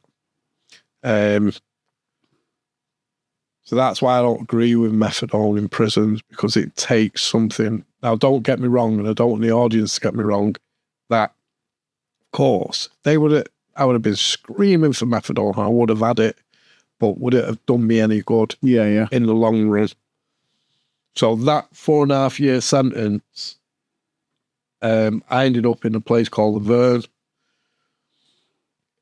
Because I had 3 years to do, and it was like I was in a prison with 4 of my brothers, all on the same bloody landing. Not only in the same prison or on the same, we were all in the 4 brothers. Yeah, in the same prison. Oh, it was horrible. It was horrible. 4 of us. And I knew that I didn't want to spend, because I had 3 years to do, running round for drugs. And I don't know if I believe in, call it a spiritual intervention or God moment, call it what you want. But I think things have happened to me in my life. And that I was in my cell one day, and this guy knocked on my door and went, "Oh, Stephen." That's my brother. I've got to call Stephen. And he'd just seen the second name on the door. So he got me mixed up. I said, "Oh no, I'm his brother. I'm his brother." So we used to chat every morning. He used to stop and he said, I'm going to the Verne. I went, what's that? He went, it's a prison down south. I said, oh yeah. He said, yeah, it's a Christian unit, special Christian unit in a prison. I went, all right, nice one. Let us know how it goes. And he went and he wrote to me and said, Derek, I'm on there. I'm sitting on the field. It's boiling hot. It's great. Come. So I decided to apply to go. So I applied to go. They got back to me and said, right, you can come in 3 weeks. And then I got another letter off him from this prison called Dartmoor. Horrible prison. Heard about that. And he said, Derek, don't go anywhere near there. Don't go anywhere near there. And I sent him a letter and said, yo, what are you saying? I'm going in a few weeks. And he sent me a letter back and he said, go, it might be different for you. Anyway, I went and I was there for 2 years on this Christian unit. And it was it was a revelation. It was a revelation, power of prayer. Prayer is powerful. You say all the time. It was the first time I really understood about energy. They were talking about things called agape. You ever heard of that? Agape, no. It's like Christian love. That's funny because agape is love in Greek. Yes. Agape might be the same. Yeah, agape. So all that's just blah, blah, blah to me. They're just words. Do you know what I mean? It really doesn't have any effect on me. But part of the process was because they were Christians, and they were doing an experiment, and what they wanted was rough diamonds like myself. They didn't have to be Christian. They didn't want you to be Christian. They wanted raw people. And they used to do this, they used to call it Kairos weekend, and they'd come over to you and they'd give you a massive envelope. And in the envelope was pictures and letters. Like be a picture of a little African 7-year-old saying, Derek, God loves you. Or a letter from someone in Russia saying, Derek, and it was addressed to you, it'd be letter.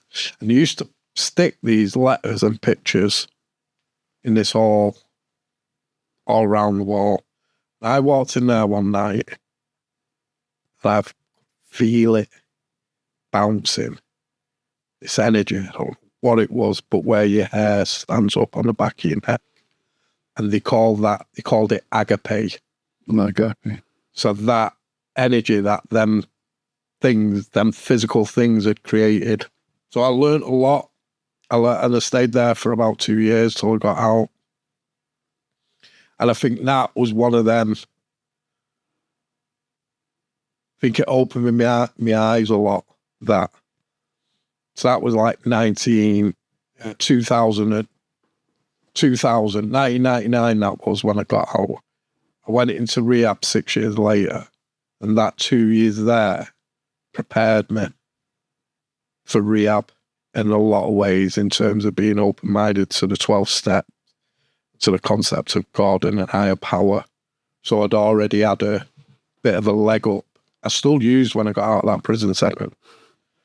Do you know what I mean? So I believe that these interventions, it's not in your time, is it? It's not that, no, I didn't get out and suddenly become a Christian and drug-free. That didn't happen for me. That wasn't my path. But that 2 years on that unit opened my mind a lot without me knowing, getting me ready for something bigger. Did shame keep you using longer than the drugs themselves? Did shame keep you using longer than the drugs themselves, than the addiction? Yeah, and that's part of that cycle, isn't it? Yeah. So I'm using. Addicted, and then I'm shameful. Then I'm ashamed, yeah. So that's all part of it. The shame, the historical shame. It's a shame, I think. And then obviously I'm doing things that are causing more shame. Do you know what I mean? And you know, so shame is massive with all this. How did you forgive Did you forgive yourself for the years that you lost in prison? I think forgiving oneself, for me, my process with that has been a lot of self-acceptance. So I seem to when I'm able to accept myself. And again, that's not my fault, it's my responsibility. Forgiveness is more of an action for me. So self-care, doing things like this. Yeah. Stepping into discomfort. Betterment, you know, are we there yet? You know, that concept that, you know, I want to see where the bar is, I want to see where the ceiling is with what I can achieve. So I, you know, are we there yet? It's like, yeah, because I'm where I'm exactly supposed to be. If that makes sense. Yeah. You saw part of the journey you're seeing, and like the phone box, exactly where I'm supposed to be. In order for you to wake up and be like, I need to make a change. Like, yeah, like they have to go through these turning points in life. Just wanted to touch on this, talking about turning points. May the 23rd, 2005. What makes that date different from all the others? So my ex, the kid's mum, she went hard to me one. She went, that it is this place called Addict. So she had a friend whose husband had a drug problem, and he went in there and he was something like 6 months clean. And you were seeing the odd person now getting clean, so it was a bit more visible. It's no longer a conspiracy. No, it's not longer a conspiracy. It's like it was becoming visible, and you're seeing the odd people doing it. Still not a lot then. There weren't a lot of people. Like Brother Ben was the first one who took me to Narcotics Anonymous. Okay. I only went to one meeting, but it was like, it wasn't really visible. But my ex said to me, he's gone there and he's 7 months clean, he hasn't touched drugs, why don't you go? I went, yeah, of course. Where is it? How long do we have to go for? And she went, you go every day for about 3 months. And I went, what? You're kidding? I'm far too busy destroying my life. I didn't say destroying my life, but yeah, like, I'm far too busy. I wasn't working, I wasn't in education, I wasn't doing anything but stealing and using drugs. But I like to tell that story because actually the first person to ever tell me about it was my ex. And I went, it was about 8 months later that I just knew, I knew that it was over. I knew there was nothing left.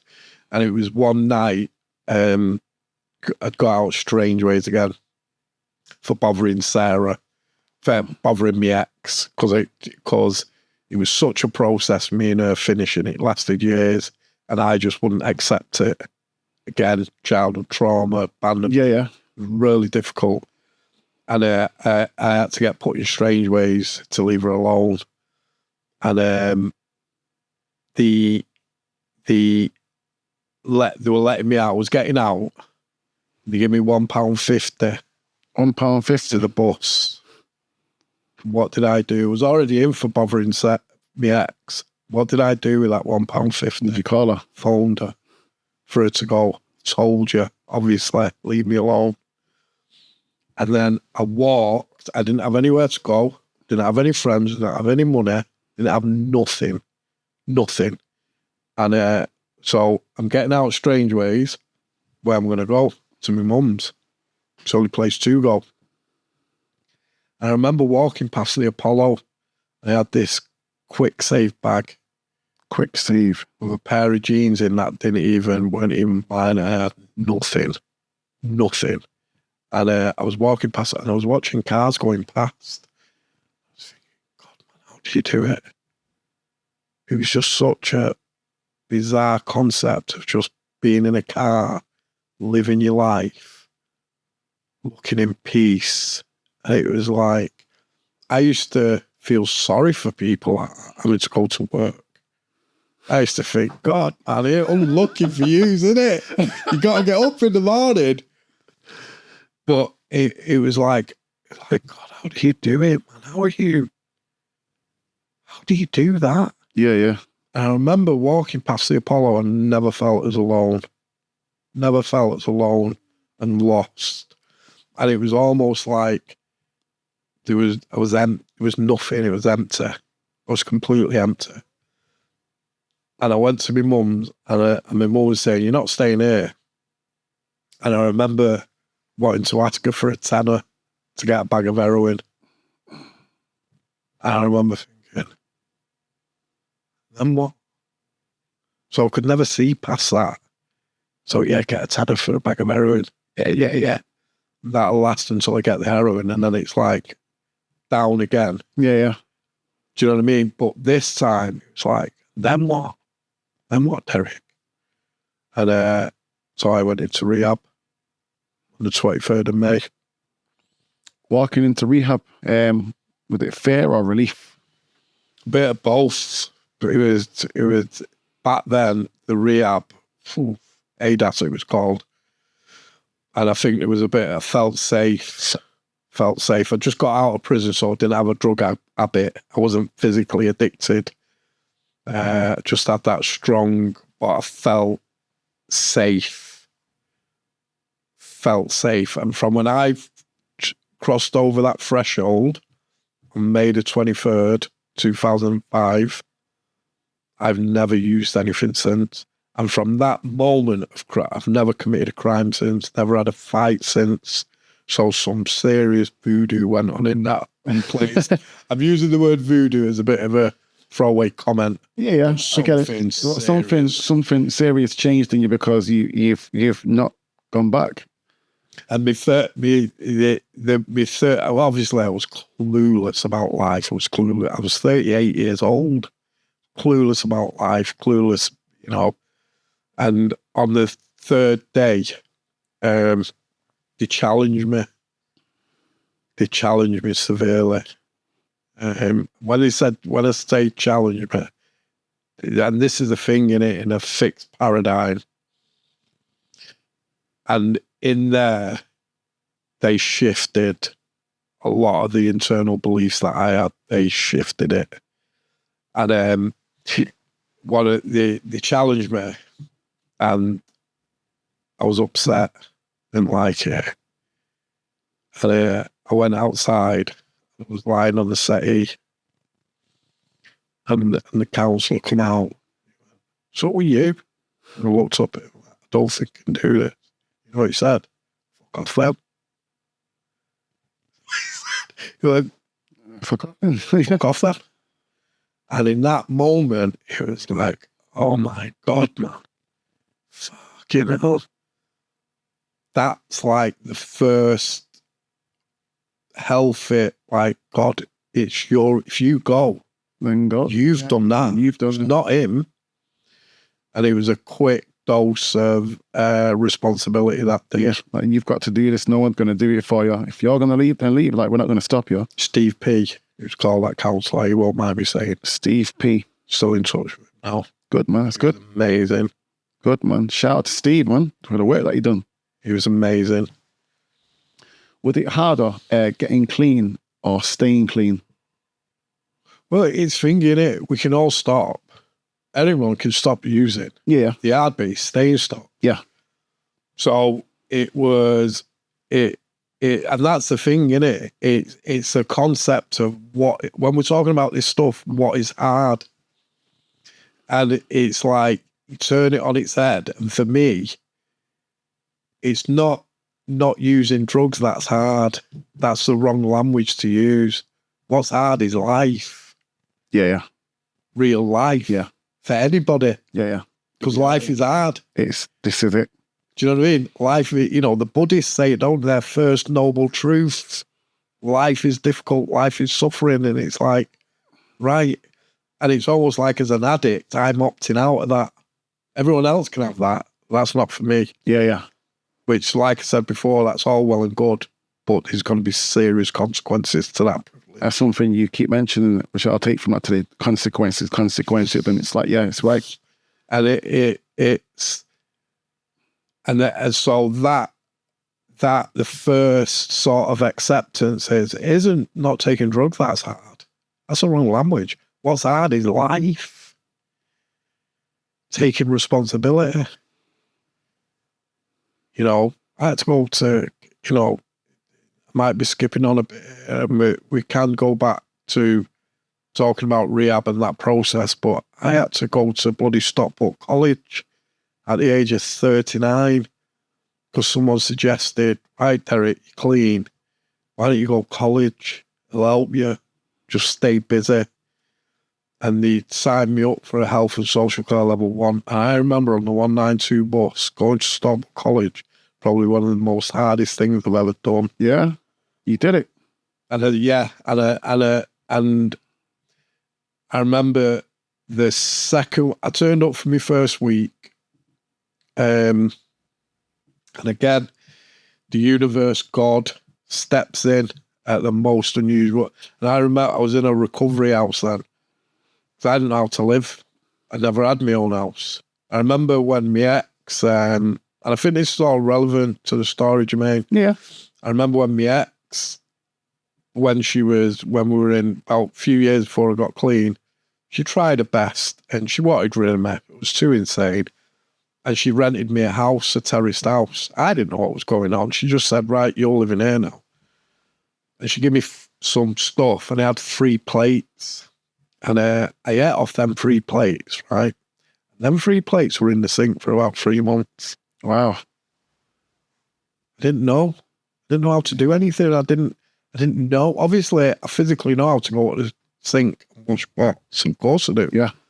But it was something more fundamental that I was missing. And that was like, a will to live, a will to exist, like a manageability. Manage life, managing. So being on the bus, so I was in a recovery house because I didn't know how to live. I didn't know how to live on my own. Supported accommodation. So supported, which was amazing for me, because that went along with the rehab. So I was safe within my accommodation as well. And so when I went to Stockport College, I must have been about 4 months clean at that point. Brand new, absolutely brand new to life. And I remember the morning, I remember sitting on my bed in this recovery house the first morning. I was chewing this chewing gum, looking at this, someone gave me like a satchel, and I was looking at this satchel, going, college, man. No way. And what was going on in reality, no one's going to like me. I'm not going to be able to do it. I'm too old. Self-doubt again. All that, all these thoughts, and I'm believing them. And then there was a bit of ruckus next door. And funnily enough, the house where we were staying, there was 2 users next door who I knew, and we'd see them using sometimes through the window, and that was fine. But they were both getting arrested, and it was like, you were like, oh, that used to be me. Right, you better go get your bag and go to college. But that journey going to college, and then something else happened on week 2. I was on the 192 and I'd got off, and then 3 guys that I used to use were walking towards me. I'm going to college like a proper dickhead. And these 3 are walking towards me. What am I going to do? What am I going to say? And they're like, oh, Derek, man. What? And I put my shoulders back and said, no, I've been in rehab, me, and go to college. And they were supportive, but one of them did go, come on, just come in here, we'll go to school. And in that split second was one of them moments when a split second decision. And if I would have went with them, everything's gone. It would have been for people pleasing. There you go, yeah. Peer pressure, people pleasing. And that split second decision to go into the college and not go with them probably shaped my whole life. And it's ironic in it, that one split second decision. It's like that follows on to my next question about, And just to say, Jermaine, so the reality is I was worried about what them 3 guys thought of me. And as we speak now, 2 of them are dead. It never mattered. There you go. That's Never funny you mattered. said that, right? Because my next question was, were there moments where you decided that I'm going to live? And I think that moment might have been there where you just said, because Yeah.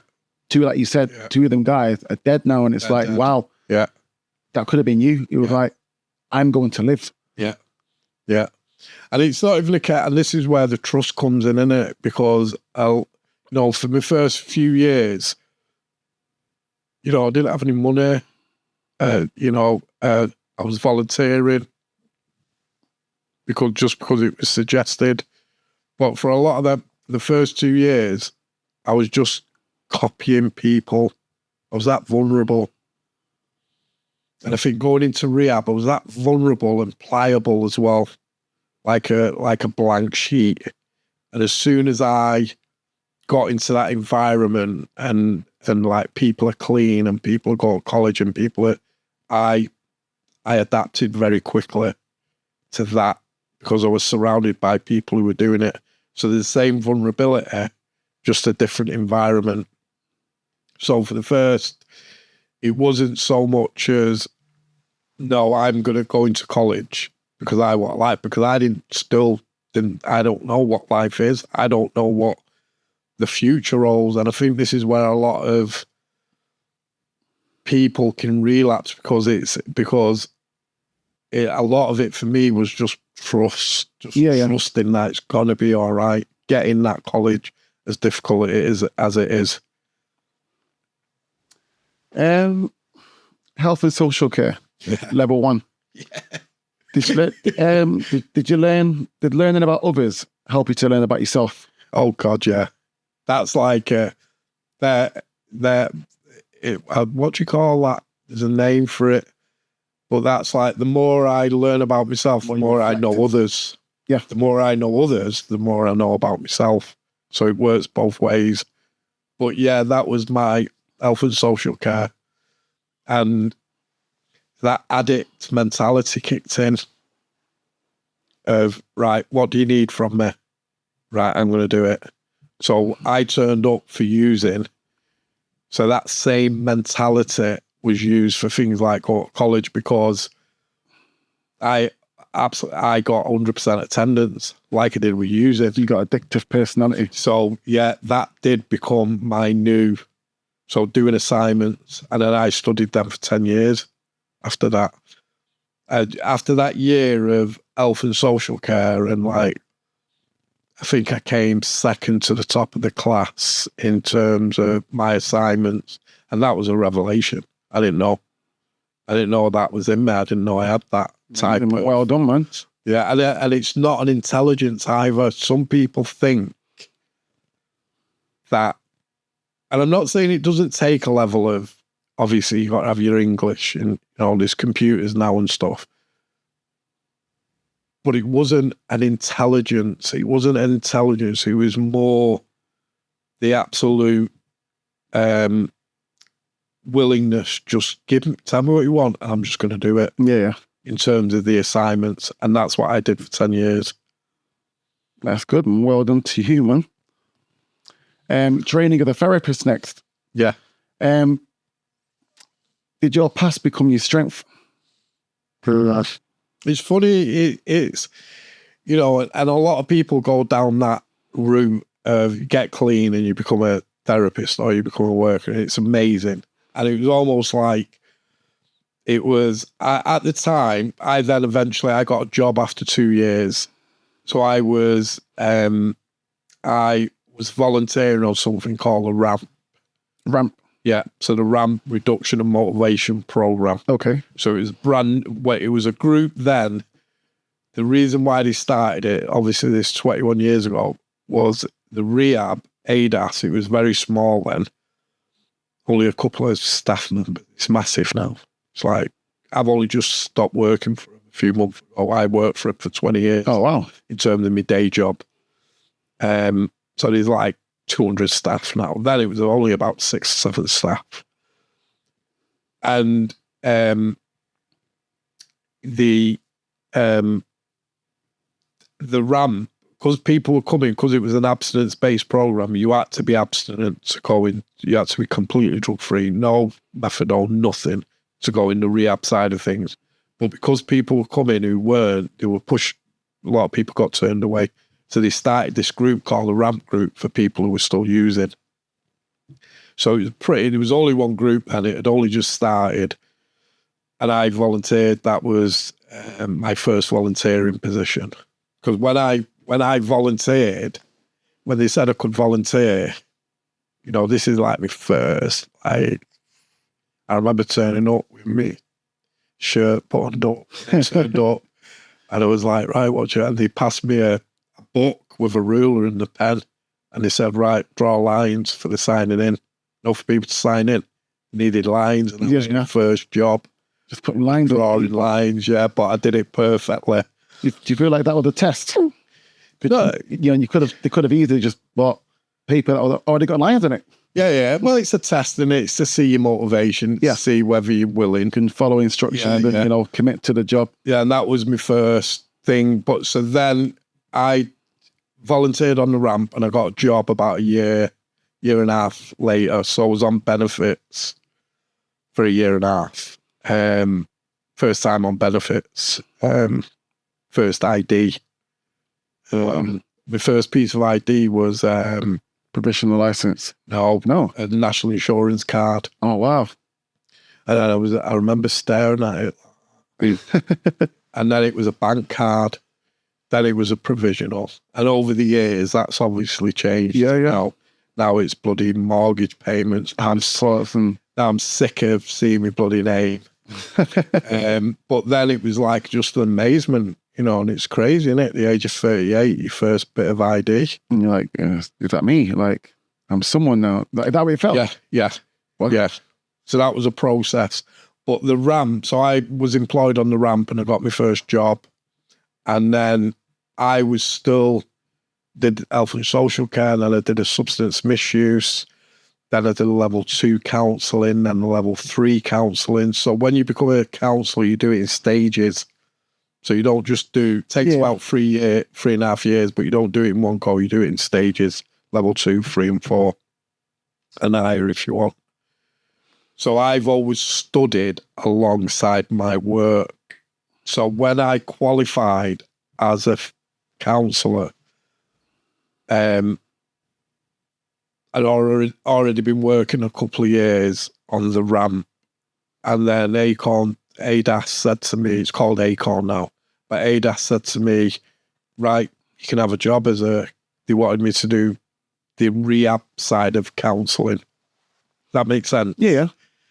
But I knew I didn't want to do that. So I carried on doing ramp and I did that for about 8 years.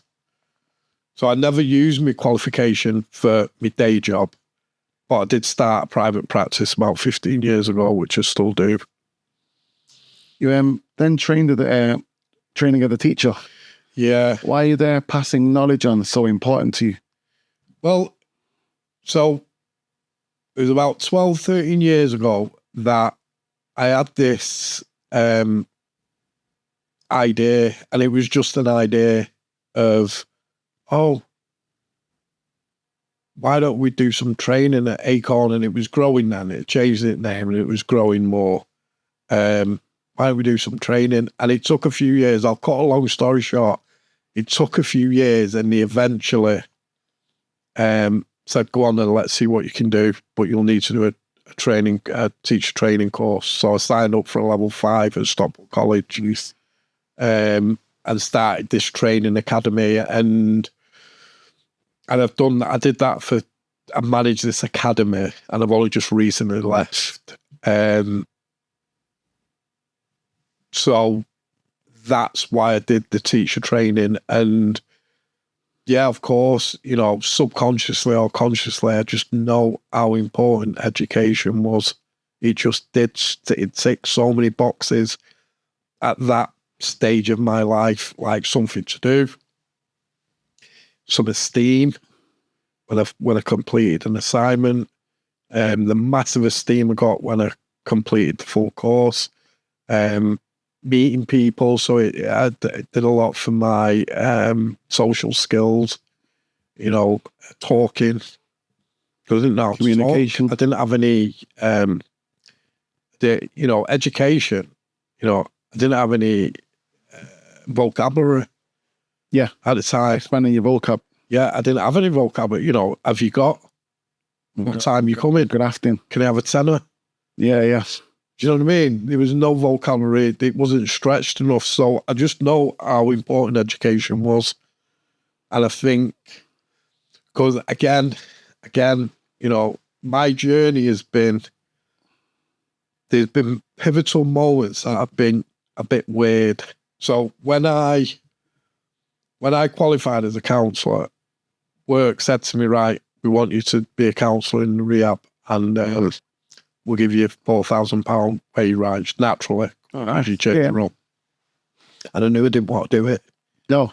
I knew I didn't want to do it. So I said no. They asked me again and I said no. And then they eventually said, right, Derek, there's a service in Morecambe and Fleetwood that want a ramp. So they want to buy the ramp basically, but they need someone to go and do it. And that was like, yes, that's it. So £4,000 less and 3-hour travel a day. And I did that for a year. And I went to Morecambe and Fleetwood and started these two. But the reason why I'm telling that story is it's like path. It's because if I would have took on the counselling role, I'd still be doing it. But because I carried on doing the ramp and didn't take on that, even for the money, I would have never have started Acorn Academy. So, like, you've been doing 15 years private counselling. Do you ever stop and be like, how did I get here? Like 20 years ago, 30 years ago, I was like, sure, I was going to be dead. And now I'm here counselling, like, me a counsellor. How did I get here? Crazy. It's inspirational. It is crazy. And I do get surges of gratitude. And they say, you know, grateful addict doesn't relapse. So I do get often a surge of gratitude for where I'm at. And it's interesting you call yourself an addict. Because, you know, like, you're a human being. Like, you know, like, I understand you're addicted to, you know, hard drugs, but we all have addictions. People are addicted to coffee. Some people are addicted to cigarettes. So you call yourself, you know, a grateful addict, and it's like you're a human. Yes. And it's funny, and it's again, it's words, isn't it? Yeah. Humanistic words. And so I go to, I won't say too much about where I got terms of NA at Narcotics Anonymous, but, you know, you stand up and you go, my name's Derek, I'm an addict. Or I might go to Alcoholics Anonymous. Any support group that helps, I'll go. So the next day I'll be going, my name's Derek, I'm an alcoholic. So I'm using them terms more of a, like, to not cause controversy, but inside, what I am saying is, my name's Derek and I'm a human being. Yes. Struggles. Addict, the word, because I remember, because people, Derek, but you're not an addict anymore, you don't use, and we've got to be really careful because it's just humanistic words. Yeah. But I know what I'm saying. I might use that term, but I'm always going to be a human being and I'm always going to struggle, and I need to remember that. And if I don't, I just identify it and I'll say addict. But what I'm basically saying is I'm always going to struggle. Yeah, yeah. I'm a human being living this experience. Where I've got to be careful is that my default setting is to go back to drugs because I'm not out of the woods. 3 years ago, what happened to me 3.5 years ago, and I was ready to use. Yeah, yeah. Prove that. And I don't need any proof because I've seen it. seeing it with people. You know, being in recovery for so long, I've seen people relapse after 10, 15, 20 years and not being able to get back. It's a weird thing, addiction.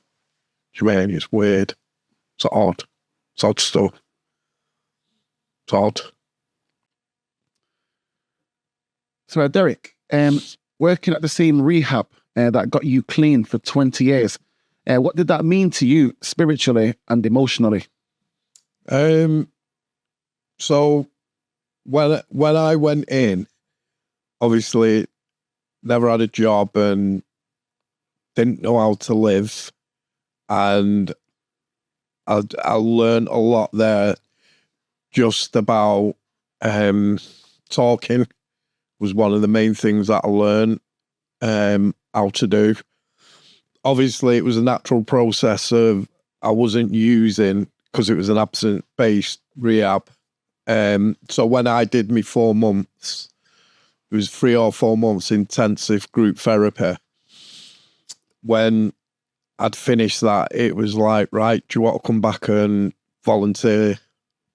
And at the time, you know, 20 years ago, the drug services, the addiction services didn't really have volunteers. Right. Like the NHS wouldn't look at you if you was a recovering addict. Right. Like this is obviously 2 decades ago. The other service that was prominent then, ADS, they had a policy if you can volunteer, but you have to be 2 years drug free. ADAS, it was called ADAS, it's now called ACORN. They sort of switched that around and allowed you to come back straight away. So my first volunteering position was co-facilitating groups.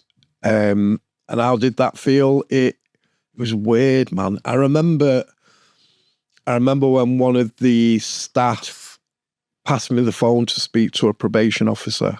Okay. Like in a professional sort of capacity. And it was like, whoa, you know, that transition from heroin addict, prisoner into RAS.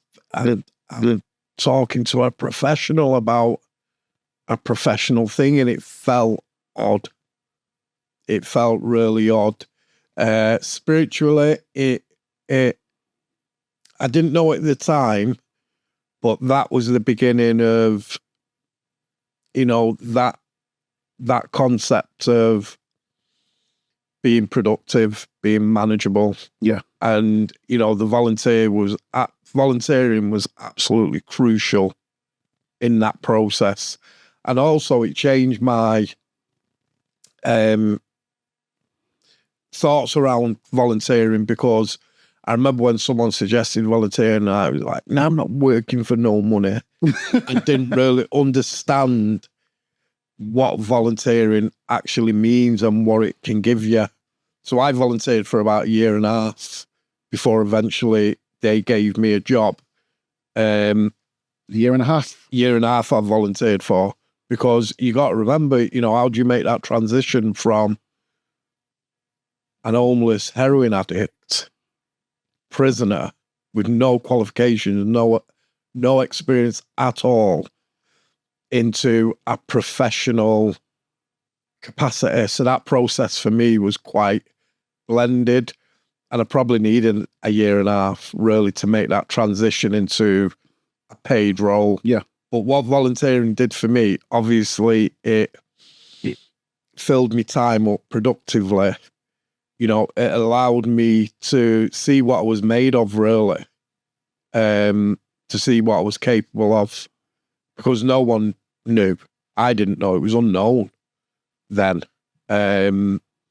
So yeah, volunteering was a really important transitional stage for me in terms of eventually getting a professional job and managing and taking other people through a process of change. So I wouldn't have been able to do it without that period, that 1.5 years of volunteering. Did helping others trigger old wounds? helping others was so one of my first jobs was facilitating groups. It was called the Ramp, still running now to this day, and the Ramp, the Reduction and Motivation Program. So Acorn at the time was an abstinence-based service, and people were coming and they were getting turned away. So somebody had an idea of creating these groups. So people who were still using, people who were using heroin and crack and alcohol could at least sit down in a room and start to look at what's happening for them. So I was co-facilitating that with a guy called Nick Newman. Nick's dead now. R.I.P. Nick. Yeah. So Nick Newman was I never met anyone as bright and as clever as him. He relapsed after about 13, 14 years. Wow. And actually, he was the main driving force for the Ramp, I would say. Still to this day, people argue over who was, but it was Nick Newman. He was a next level innovator. He was just a heroin addict from Bolton, but given half the chance to see, you got to remember, Jermaine, in the 90s, I was thinking about this last night. In the 90s, there was a heroin pandemic in Greater Manchester. Yeah. And I was thinking about the people who, proper charismatic people who, were all turning to heroin. And I just think about that lost talent. Just think about some of the people who were bright and, alive, and then, the heroin and crack, and it's just decimated the community, decimated people's lives, and so many lost opportunities. But being at places like ADAS and being in recovery, then you'd see what the possibilities were for people. And Nick Newman was a good example of that, where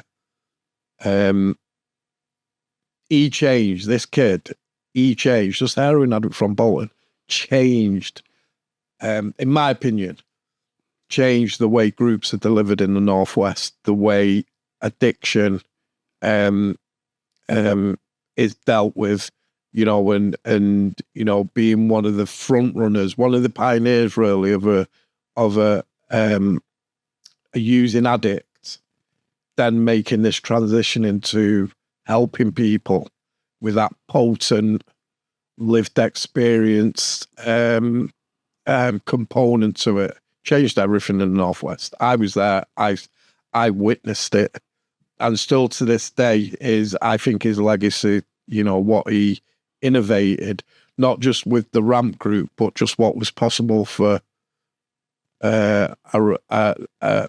someone from that making such a difference in the community.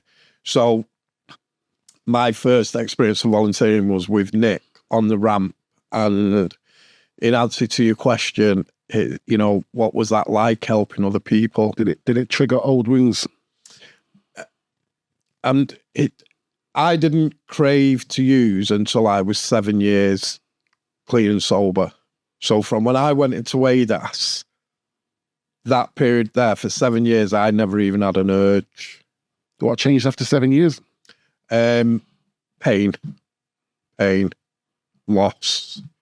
That was the it took 7 years for me to have my first craving. That's why, earlier on when we're discussing why do you still call yourself an addict? Again, we talked about it just being words, just humanistic words. But the concept behind that is I know as a human being how vulnerable and fragile my mental health and emotional state is. And I have to remember there isn't, I'm never going to use again. I've not got that luxury. As strong and as peaceful and as solid as I feel today, I know through experience that can shift. And then, so my first craving for a drug, well, basically my first craving to change the way I felt was 7 years. Got through that. And then my next one was 17 years, was when I was on the kitchen floor thinking that brandy was going to solve all my problems. And, you know, that twist of that concept of being clean and sober and strong in that moment of grief and pain and you know, this is where somebody's head can twist. Yeah. When you say brandy, you speaking of heroin? No, I'm speaking of alcohol. Alcohol brandy. Yeah. Okay. So even though I never had an alcohol problem per se, it was drummed into us that complete abstinence is a good idea. And it turned out to be a good idea for me. You know, and that's not saying that heroin addicts can't get clean from heroin and drink. I do know a few who can do that successfully, and it'd be wrong to lie about that. Yeah. But in my experience of being in this game for the last 2 decades, we have lost a lot of people who were on hard drugs, heroin, crack, got clean, maybe did 5, 10, 12, 15 years, decided to have a drink, and it's not ended well. You mentioned there, Nick, relapsed. What did that do to you? Like, because you seemed like a hero to you. And then, you know, to see your hero relapse, it's like, did it kind of like take away the hope? That, you know, there's hope there because you're like, the person that was on our pillar has fallen. You know, there's, you know, what we were saying earlier about the phantom heroin addict who got clean and became a counsellor. You know, years later, it's not like that. There's loads of us. There's a massive amount of people who've changed and continue to change. So there was a lot of, although Nick relapsing was devastating. It took about 3 years for him to die. He actually ended up on the ramp as a client. Yes. Because he picked up and then he was back in that cycle. It's weird stuff, Jermaine, I'm telling you. You know, as an addiction therapist now, one of the first things that I put across to clients is how odd addiction is. It's crazy. It's confusing. It's odd. And you'd think, wouldn't you, the untrained eye would look at somebody like me and think, nah, you'd never use again. That is not the case. Me, I can't speak for anyone else, but me, I cannot rest on my laurels thinking, oh, that's it for me, I'll never use again. You know, at 7 years clean, that was proven to me. And at 17 years clean, it was proven to me how fragile this is. Wow. So Nick, you know, and Nick's just one. And I've decided just to name Nick. Nick's got 5 kids who are very proud of him. And you know, I just don't think somebody like that should be forgotten because he changed the way, especially groups in the Northwest. And that's arguably anybody could, but that's my opinion, someone who was actually there. How important is lived experiences in recovery work? It's really interesting. That is just so interesting, and I do like some of your questions. It is really interesting, and people debate it. And there's this thing with addiction where it's like, and I did it myself with probation officers and drug workers, and it'd be like, yeah, you don't know, you've never took heroin. You don't know how I feel. And the concept of lived experience and, you know, it's sort of like the only one. You've got to be an addict to help an addict. It's sort of like, you know, if I, God forbid, had an heart attack and the doctor was just about to save my life, I would not stop him in his tracks and go, have you ever had an heart attack? So we have to be very, very careful with that. My take on it is that there was a lady I worked with, brilliant brilliant. She's called Sheila Wilson, well, Dr. Sheila Wilson now. She was a bit of a mentor of mine years ago when I was doing a substance misuse course in the early days, me and Nick. And she used to say, she was amazing at this, at helping addicts, but she wasn't an addict, in inverted commas. And she used to say, you'll get, you know, in terms of addiction and the field of addiction, you'll get recovering addicts who are amazing at it, and you'll get recovering addicts who are not very good at it. You'll also get non-addicts who are amazing at it, and non-addicts who are not very good at it. Yeah. And that always made sense to me. I take it one step further, and I would ask the question, lived experience, what does that actually mean? The first person to ever touch the sides with me was a probation officer. The first person, it was at Mosside probation, to really, you know, I had so many defenses, so many walls, but the first person to penetrate my defenses was a probation officer called Ellen Latham, and she was managing me at the time at Mosside probation, and that's the first time that I started to seriously think about change. And the first time I can word it now, I can put words to it now. At the time, I just know I felt very safe with her, and now know why, because she was very empathic. Yeah, she didn't judge me, and she had come across to be very, very genuine. And them three components, really allowed me to feel safe. Ellen Latham wasn't an addict, so you got to be really careful with the concept of what does lived experience mean. Yeah. I would argue that lived experience, in my view, doesn't have to be you took heroin, I've took heroin, therefore we've got this fancy little bond. Yeah, yes. For me, it goes deeper than that. You know, taking heroin was just a symptom,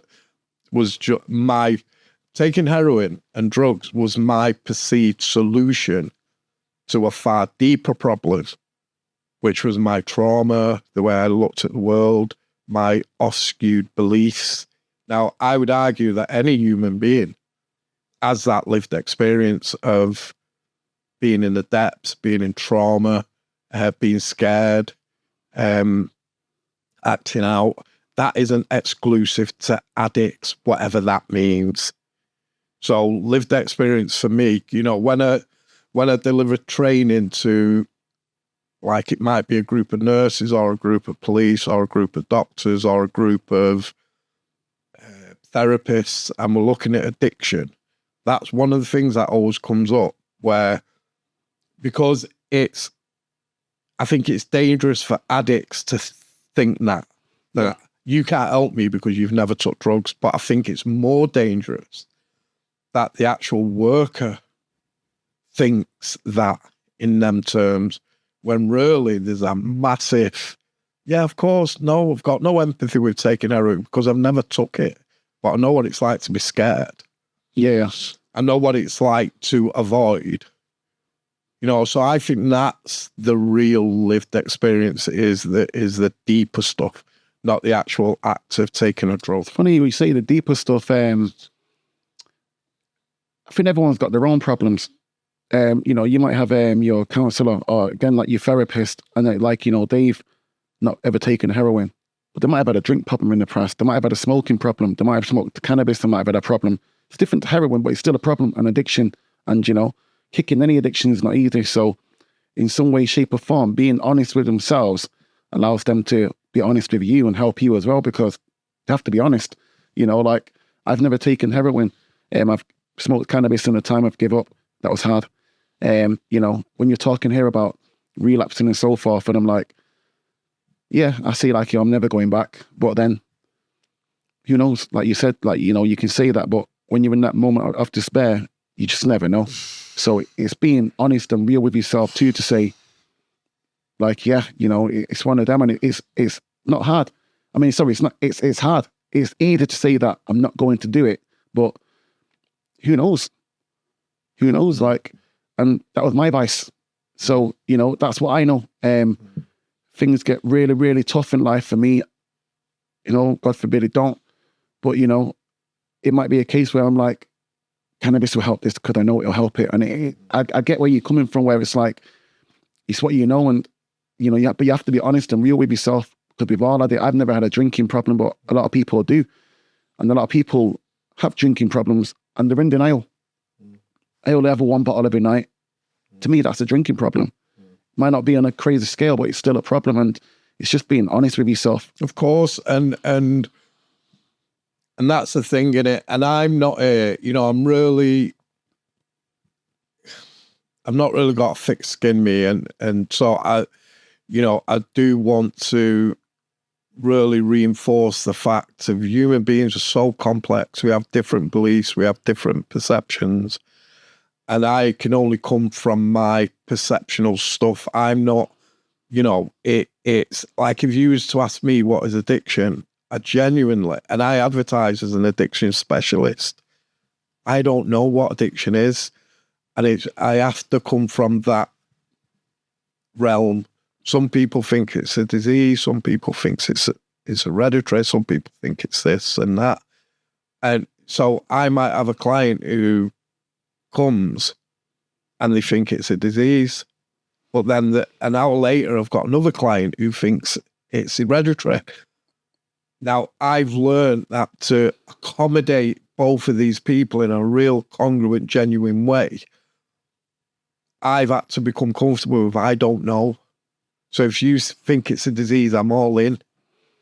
Perceptionally, I'm all in with you, because what I'm going to do is travel round to the way you view it.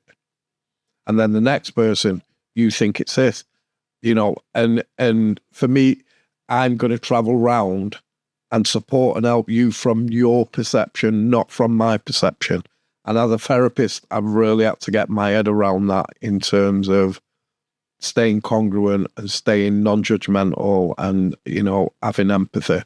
But what you said before around, you know, again, words, you know, humanistic words really clouding things. And it's like, what does that mean to have a drug problem? There you go. And the concept of Derek, you've got a drug problem, and me buying into that. And that just was not true. I didn't have a drug problem. You know, heroin, right, is a little bit of powder. Yeah. It's a bit of powder. And 21 years ago, that heroin, I would have sold my kids PlayStations, I would have robbed off my partner, I would have robbed off strangers for that bit of powder. Okay? 20 years later, that same powder on this table, I just wipe it off. Yeah. So what's changed? Me internally and my beliefs, which tells me that heroin was never my problem. My problem was me. Yeah. My problem was me not being able to get through the day without using that thing to cushion the blow of me. So it starts off as you know, a vice. Then it becomes like a habit and then part of your lifestyle. At what point do people realize they've got an addiction? Because for myself, you know, I smoked cannabis for years, and, you know, it's just something that I'd done, or the habit, and also like, you know, I'm going to chill out and I've had a bad day. And it's only like when you start to be honest with yourself, and it's like, I want to stop this. Why can't I stop this?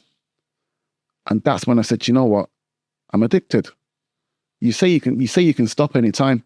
That's what you think. But when it comes to the time to stop, you're like, it's hard. And that's when you go, I've got an addiction. And it's literally even kicking it. It's like, okay, what do I do now? Now I stop smoking. So what do? And you're like, you're trying to find different things to fill your time. So, you know, it becomes part of a lifestyle. And even speaking about addictions, I feel like everybody has an addictive personality, and it's only till you're honest with yourself. Social media, massive. People are addicted to scrolling. They'll sit on the phones and they don't realize it's an addiction until you try and stop. And you're like, why can't I stop with this? I wake up, I'm on my phone, I'm driving, I'm looking at my phone. You shouldn't be. I'm on the train, I'm doing whatever, I'm looking at my phone, and it's like there's so many important things you need to be doing, but you're on your phone, and that's an addiction. But where that's not a substance, that's mental. That's a mental, something that stimulates you mentally, but you're addicted to it. Even down to, when I think about it now, you have this different audience there, different class of society that would be addicted to television, which they probably don't realize. They're running home, Corey's on at 7:30, they've got to watch it, they can't miss an episode. That's an addiction. It's a dopamine hit, but it's still an addiction, and it's only until you try to stop where it becomes a problem. So, at what stage do people realize that, I have a problem? And again, everyone's just so different. And, I read a book once, it was called Addiction and Grace. And the lady who wrote the book theorized the same thing, that just the very nature of being a human being implies addiction, implies soothing our system, soothing our nervous system, the dopamine, call it what you want, there's many names for it. And I guess, we all do it. We all do it. I was watching Netflix last night, yesterday, I was doing something that I'm addicted to in terms of some writing. So you can get healthy addictions. I guess the point always comes down to what is the consequences of it. Yes.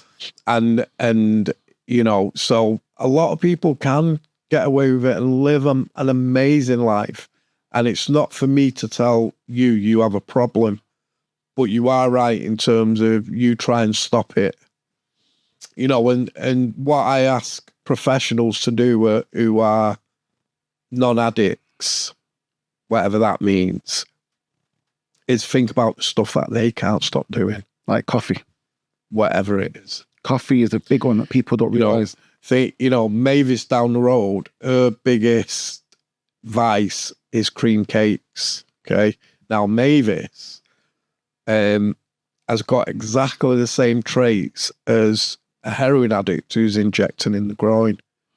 That capacity to lie to themselves. So Mavis will be saying, right, no more cream cakes. 2 days later, she's eating cream cakes.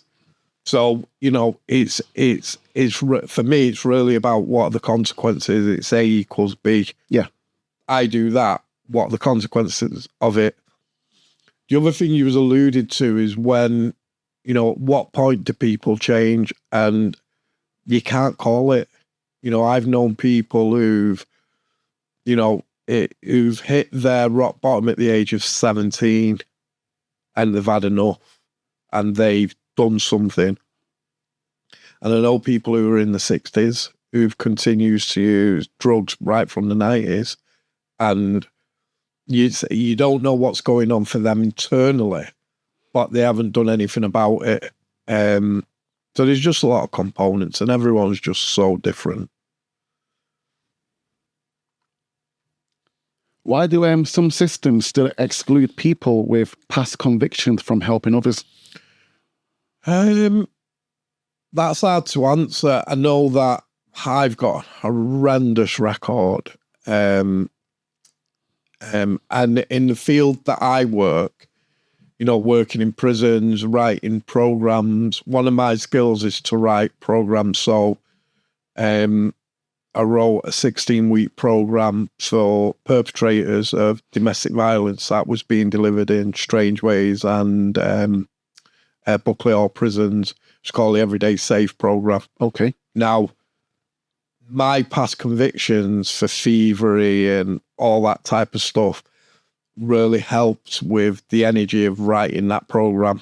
So in some ways, your past can be a real, it's that alchemy, isn't it? Yeah. How do I turn a real negative into a positive? And some services see that are able to look through that and trust you. I guess there's some offences because of you've got to have a DBS check. There's some offences like sexual offences, serious violence, where they have to do a risk assessment on that. Yeah, but I guess it's each service will just have their own view on that. But in my experience, of my own personal experience of having a serious criminal record, you know, being in strange ways and then walking around strange ways with a visitor's tag, you know, like 15 years later, is a real surreal, that trust. And that's what recovery is, isn't it? You other people begin to trust you, you begin to trust yourself. You know, and I remember walking up and down strange ways with this visitor's tag on and some of the prison officers not really knowing what to do. Because it isn't just me. I have 4 brothers, so there's 5 brothers who went in and out of there for a lot of years. So I think, you know, some of the prison officers who then is watching one of the Fredericks walk up and down the landing, that must be very difficult for them in terms of what the bloody hell is going on. You know, I was like, what the bloody hell, why, you know, it was very surreal. You mentioned the word you used was coming back in there and recovery. You said recovery, and something just hit me because a friend of mine I was speaking to on the phone the other night, funny enough, he's been in prison. He's now doing programs, going into prisons, doing programs, and he's been in there having meetings with, you know, the governors and so forth and whatnot. And it's like, you know, a 360. But like what you just said then, recovery, I was like, do you think, say criminals, but like, you know, people committing crime, do you feel like that's an addiction as well? Because you're saying recovery, and it's like, you know, people are coming back to do programs now and they're stepping up the lifestyle they used to do, but was that also an addictive lifestyle, like selling drugs, robbing, you know, people being involved in gangs and so forth as well? Like, do you think that comes down to people being addicted to certain personalities and traits and being addicted to a life cycle? Yeah, and it's, I don't want to speak for anyone else. I just don't want to do that. But I think, you know, money is definitely an addiction. You know, without a doubt. Behaviors, we can get addicted to behaviors. You know, one of the important components of crime is violence and anger. And I do view anger as an addiction because anger can change the way we feel. So if I'm upset, if you've done something to me and that's hurt me deeply, and I can't get to that, and I'm more comfortable with feeling anger. So anger is just another tool to change the way we feel. And we see that a lot in domestic violence where, you know, especially at the end of a relationship and someone is struggling to cope with that. We see a lot where people go straight to anger and cause with devastating consequences. So I think, you know, crime and addiction, there's definitely a correlation, but it's questions like, it's hard because I don't want to speak for anyone. Yeah. But in terms of my own, like I was explaining earlier on, you know, a lot of my crime was to do with the concept of changing the way I felt. That's why it drowned out my empathy, because the obsession to not feel reality overrid everything of rationality. Your first holiday abroad after getting clean, what did freedom feel like?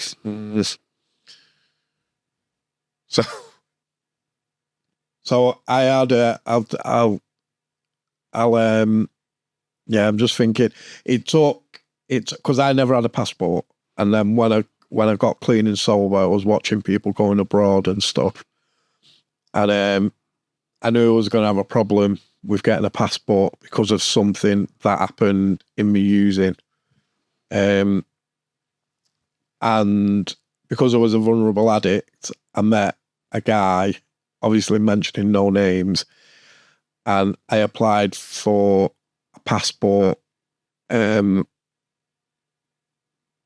it was a bit dodgy. The application was a bit dodgy. So when I got clean, I was a bit dubious about applying for a passport. Anyway, eventually I did. And I think it was 5 years. It took me 5 years to apply for my first passport. Yeah. And funnily enough, the first place I went to was Israel. Israel? Yeah. First place? Yeah. There was a Narcotics Anonymous convention. And it just seemed like I just wanted to get on a plane. Yeah. I was 43, and I just wanted to experience being on a plane. And me and 5 friends, thankfully a Jewish friend of ours, and we went to Israel for a week, and it was amazing. It was... Go to the beach? Oh yeah, I went to the beach. Tel Aviv, yeah. Went up Masada, a place called Masada, in place called Eilat. We did a lot there for a week. And I've been all over the place now, you know. That's one of me things is to travel. I say I've seen much of the world. The special one was going to Jamaica, and finding my dad's birth certificate. Friend helped me, and so we had his address in Tivoli Gardens in Kingston. So I was able to get on a plane, go to Jamaica, and touch wasn't a house, it was a shack, and touch the shack where my dad was born, 10 Wild Street, Tivoli Gardens, Jamaica, and that was a very surreal experience. It's funny you mentioned that, 'cause that's my next question to you about going back to Jamaica, your father's birthplace. Did it bring closure to new questions? It probably did the opposite, actually. Opened up more questions in terms of, because there was no family there. I think my dad's got family in America, so there was no like relatives there. And when we got to, because they had to get escorted in because it was Kingston, in the rest of the island was fine. I was in a place called Bluefields in Westmoreland, and it was fine. I was chipping about on a scooter, and it was amazing. But when I mentioned to someone that I was going into Kingston, because I was talking to a lady called Claudette, and she worked in one of the only drug services on the island. The reason I contacted her was to find out where any meetings were. So we're emailing back and forth, and she asked me why I was coming, and I told her the address, and she went, "Why?" You know, you can't go in there. So what she said was, if I went to the service and did a talk for the staff, they'd get someone to escort me in, and that's what happened. Why? How come it was dangerous for you to go and do a talk? No, dangerous to go into Kingston. So not dangerous. She worked for an addiction service on the island, and I was contacting her about meetings, and she said, "You're not going to be able to just bowl into Kingston on your own because of the danger. But if you come to our service and do a talk for us, we'll get someone to escort you in so you can see your dad's address." So that's what happened. Damn. It was amazing. Getting your driving license at 41, it might seem like a small thing, but, you know, it's a big, milestone. And what did that symbolize to you? Manageability, like a productive member of society. It symbolized living crime-free. It symbolized a lot to me, that, and still to this day, you know, I remember once my tax was out of for 2 days, and I didn't know. It was a few years ago, and it really affected me. Now, what do I do? Yeah, and I guess it's that concept in it, that alchemy again of going from one extreme right to the other. So I wouldn't buy stolen goods or any low-level crime. I just would not do it. Where somebody who hasn't had my criminal history maybe would be okay with a bit of low-level crime. Yeah. I'm not saying I'm perfect. I'm far from perfect. Yeah, you're trying to be better. That's the main But thing. one of the things that I've always been quite adamant with is just, when it comes to that type of stuff, is just being honest, to the point where, you know, a few years ago, I had someone gave me too much change, and I went back in. It was only £3 or something in a shop. And I went back in, I think it was a bakery, and I said, "You give me too much change." And her face was like, she was a bit confused in terms of, but I remember the first purse I found. So I was delivering leaflets for some extra money in early recovery. I was delivering for an estate agent. Okay. So I was delivering leaflets to promote his service.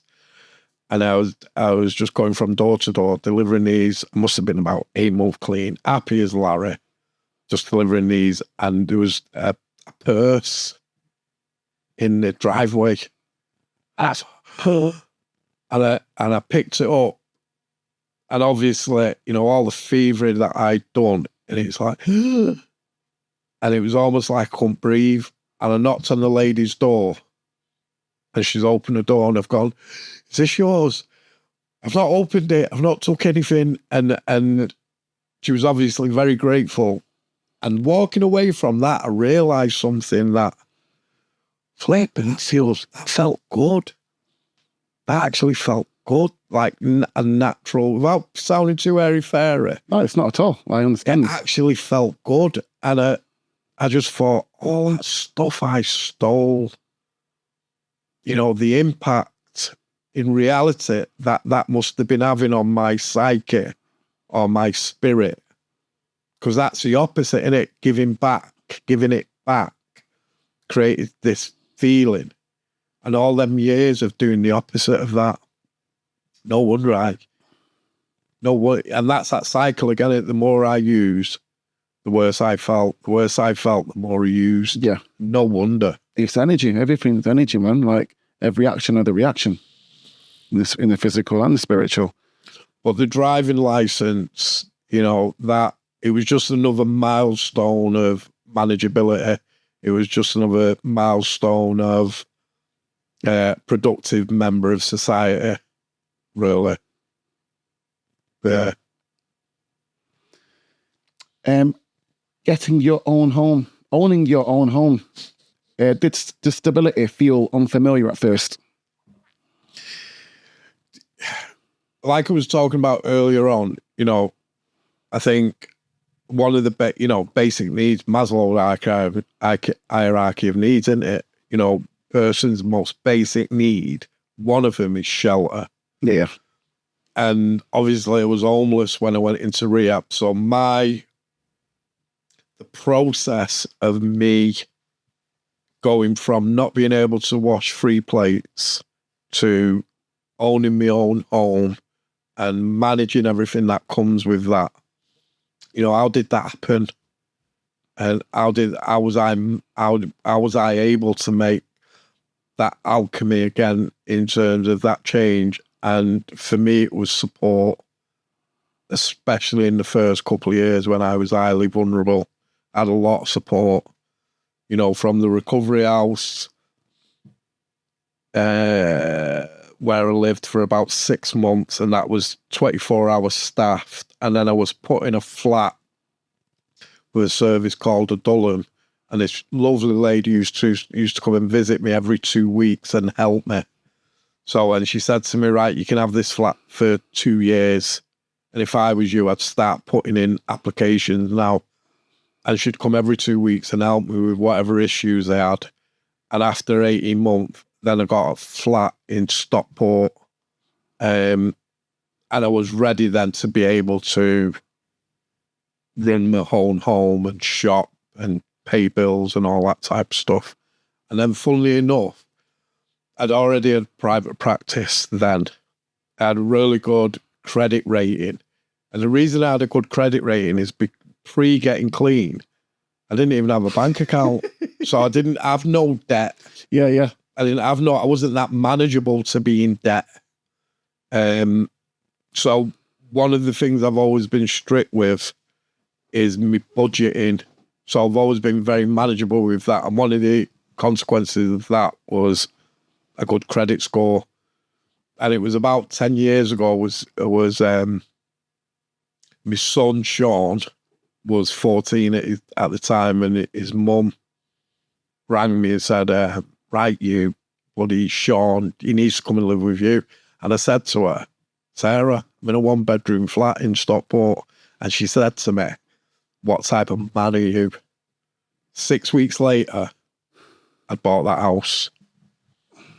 That's how quick it was. I got a clap for you, Derek, honestly. Like, you know what, Derek, yeah? Like, it's inspirational because so many people don't own homes, and it's not an easy thing to do. I'm fortunate to, own a property, and that's due to my parents, my mum put that in place for me, so I'm fortunate. If it wasn't for my mum, then I don't know if I would have owned property, and for you you came out of addiction at what age? 38. 38, right. At 38, you came out of addiction. I'm 40 now. So, only 2 years younger than me, you've came out of addiction, and you've gone through, not being able to do anything, to, going into, supported accommodations and so forth, and running your own private practice, and now even owning a home. And even that, like, what kind of man are you? And 6 weeks later, you're like, I'm going to buy a home. Like, mate, like, honestly, that is so inspirational because you started late in life and you still have achieved so much. And it's just like, it's literally, a success story where it's never too late. It's never too late to start. And it's never too late to achieve. Yeah. And as you're saying that, it's like, I'm not really feeling it. And the achievement, I get it. And I know that's an inverted ego. You've done really well, and I get that, and I do.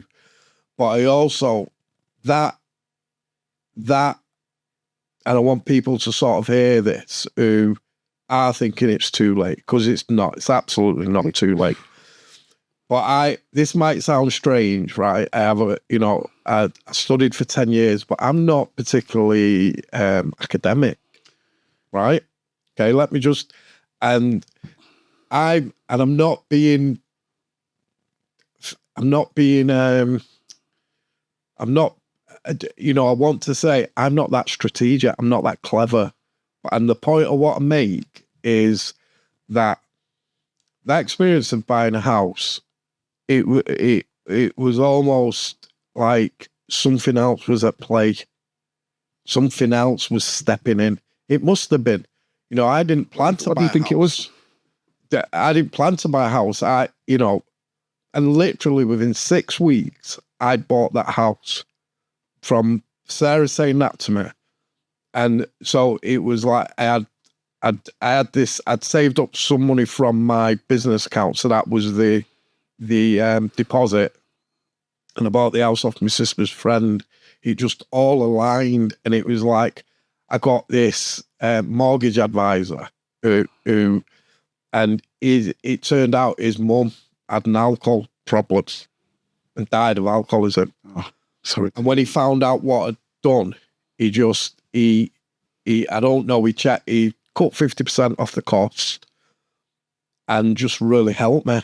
And so there's some type of, I'm not saying I haven't done well, because I have, I know that, I'm not daft, but there was some type of, call it the universe, call it God, call it what you want. I'm religious. Yeah, but there was some type of alignment there that was bigger than me. I couldn't have done that on my own.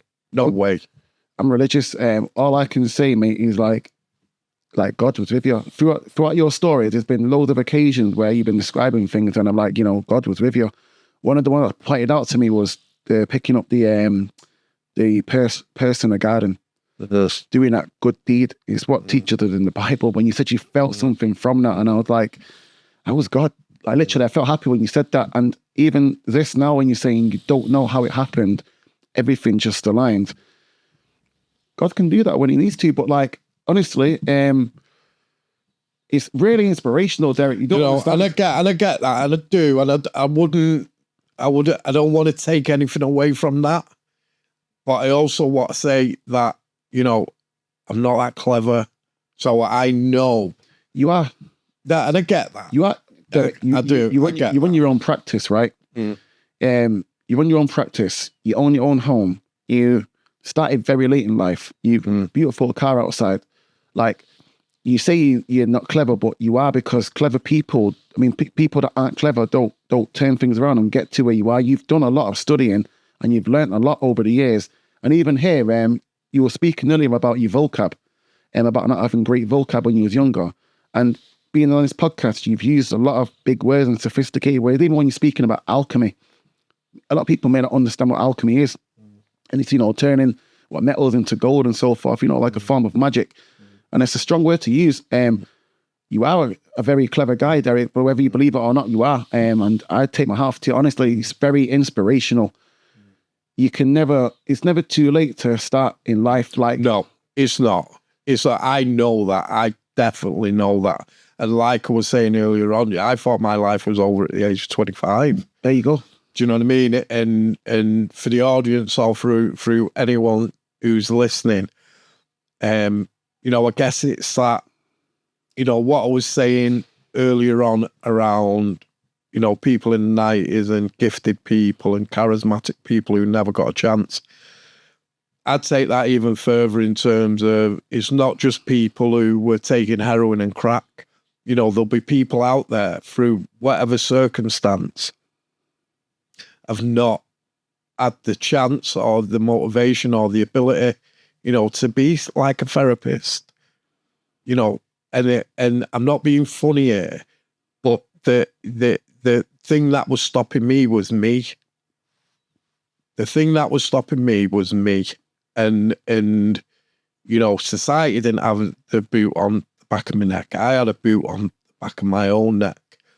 And you know, I asked your permission before, and I do know a program out there, the educational program, for anybody who may be thinking of, I could be a therapist, you know, regardless of what color you are, what background you are, how old you are, you know. And it's funny, a lot of the people who come to see me, Jermaine, say, so, you know, I've had clients for years, and, you know, I see a lot of people for a lot of different things of all ages. And I personally think people, members of the public, in terms of therapy, are not looking for an academic.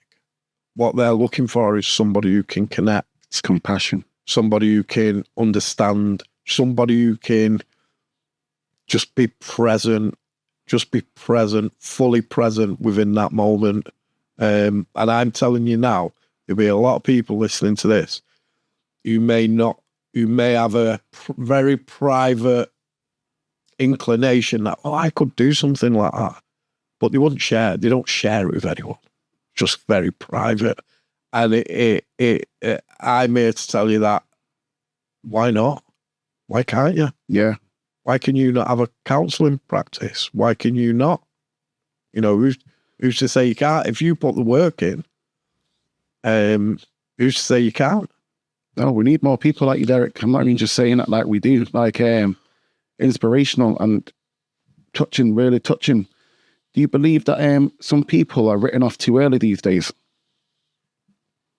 And that, you know, and that, yeah. By who? By the system. By even by family members. Like by I themselves. Like I was written off, and rightly so. You know, what the experience people had of me was somebody who's not to be trusted, somebody who's very unreliable. So I couldn't turn up. You know, one of the things that broke my heart at the end of my using, because I'd tell the kids, oh yeah, we're going Blackpool Tuesday. We're going Blackpool Tuesday. We're going Blackpool Tuesday. Tuesday morning came. I'd either had too much drugs or too little.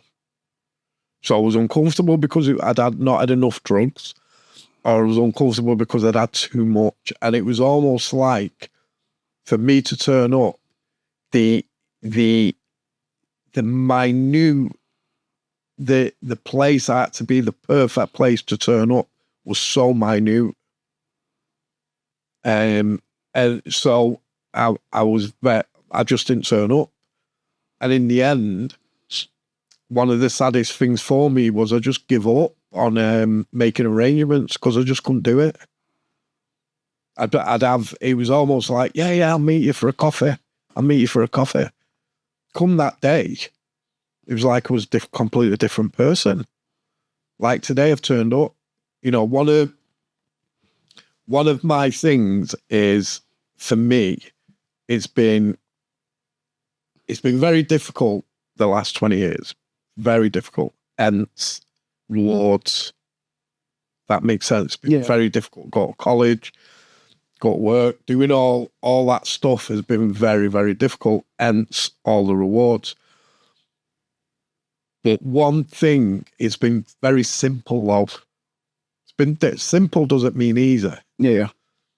It's been very simple. All I've had to do, Jermaine, is not pick up a drug and turn up. That's it. Powerful. That's all I've had to do. Is not pick up a drug and turn up, whether it's turn up to see a friend for coffee, turn up to college, turn up to something like this, turn up for work, and things just seem to have took a life of their own, if that makes sense. Yeah. So in terms of society writing people off, of course they're going to write people off because that's their experience. But you get the opportunity to turn things around and show yourself what you're made of, then society have no choice but to start to take note. That's what happened with me. You know, how have I gone from a prisoner to delivering training for prison officers on emotional intelligence? How has that happened? You know, how has that transformation happened? And it's almost like we can't blame society really, because someone does what they need to do. Eventually, society has to take note of that and reap the benefits of that, for want of a better phrase. If you could sit with your 9-year-old self, what would you say? Nine-year-old self. I do know that my 9-year-old self was very scared, very confused.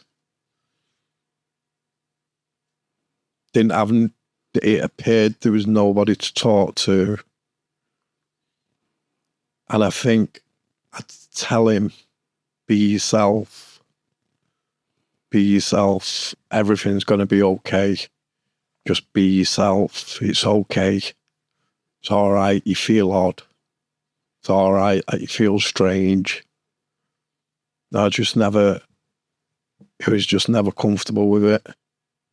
I feel odd, strange every day, but I'm in touch with it. I'm okay with it. I think that's part of being a human being. Yeah. But then he just didn't know. No one was talking about it. No one was giving him permission to be himself. And you know, a big part of my recovery has been practicing being myself. Like, I don't know if it's going to come up now again, but you know, 3.5 years ago, Jermaine, when I had 2 losses in quick succession. So my sister was murdered by her daughter, smoking crack, and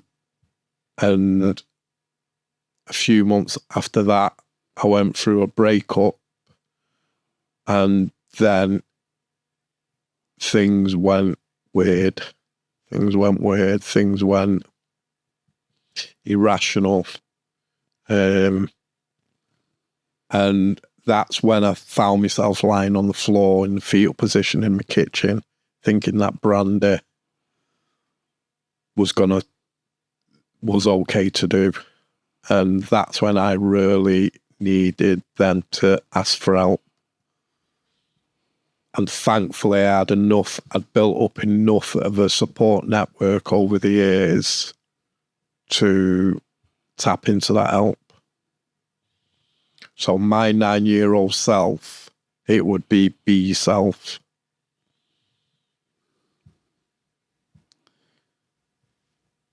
What would you like your legacy to be?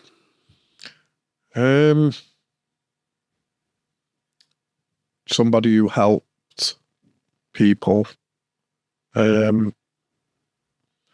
Somebody who wasn't afraid to be himself.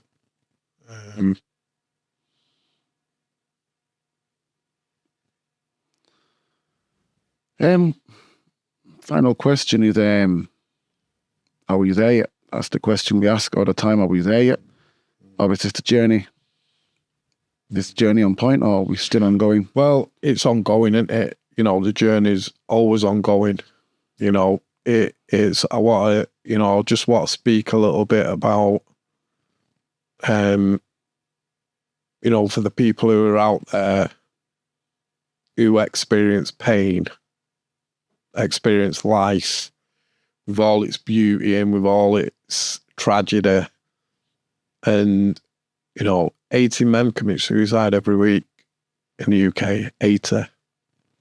And I often think about, that period I went through, and how did I get through that? How was I able to get through that? And I was thinking last night, and I did want to mention this, my son, when I was going through that, is it okay to speak about that? Yeah, sure. When I was going through that period, it was odd. There's a few names for it. Dark Night of the Soul. Everything became odd, Jermaine, seriously. There was one day when I was going through that period, and that pain, what happened to my sister and my family, we're not equipped.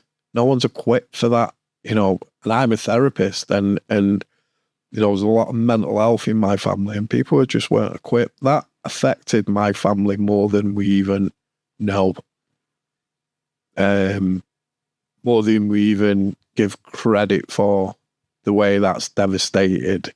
And no wonder, I ended up on the kitchen floor feeling odd, feeling like, from where I've come from to where I am now.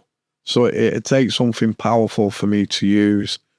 And I guess that had been the closest. And how did I get through that? Because the pain, the epicenter of that pain must have lasted at least 2 months.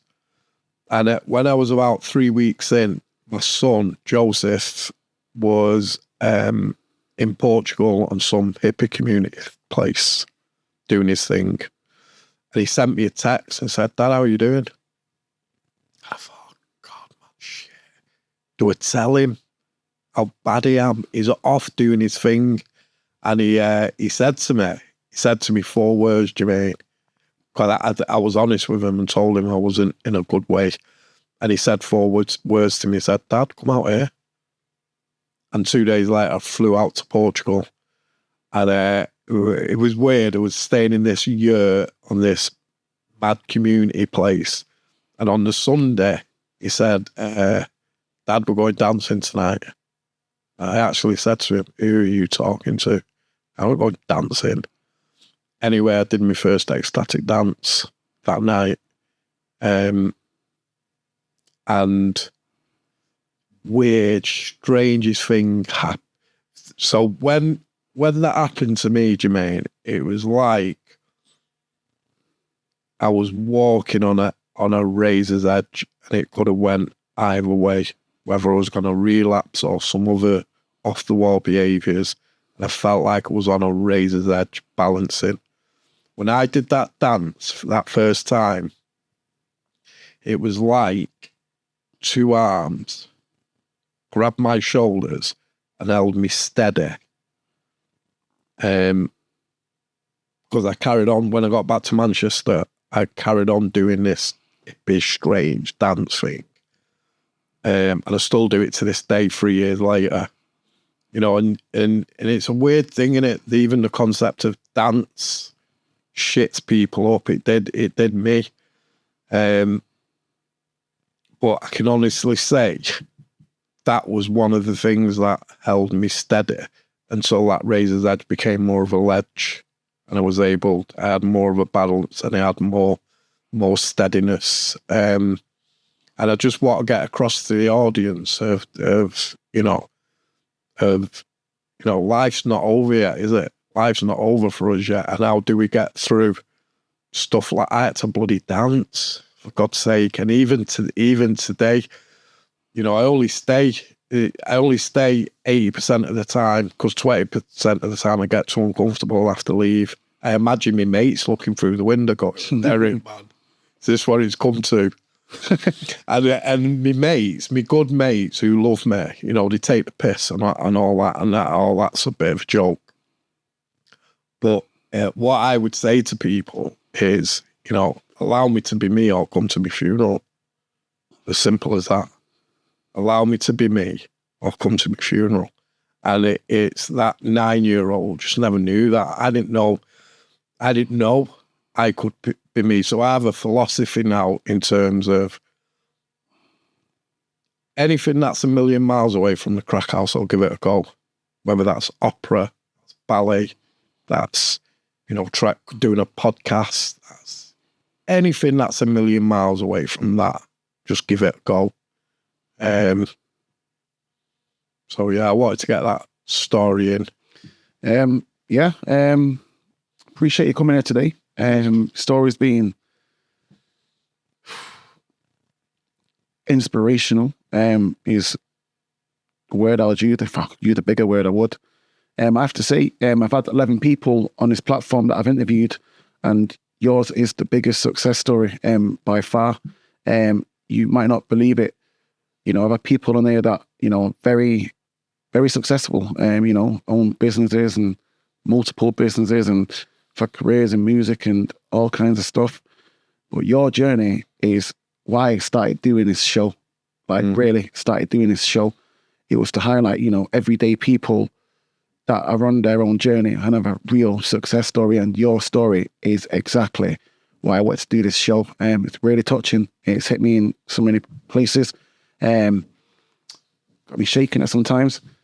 Just goosebumps. But it's a real, true success story. And, you know, I wish you nothing but the best in life and, you know, the future. And, you know, you've inspired me, believe it or not. And I'm sure you're going to inspire a lot of other people. Ways to just, you know, keep going and, you know, never stop. Maybe you should have your own show as well, because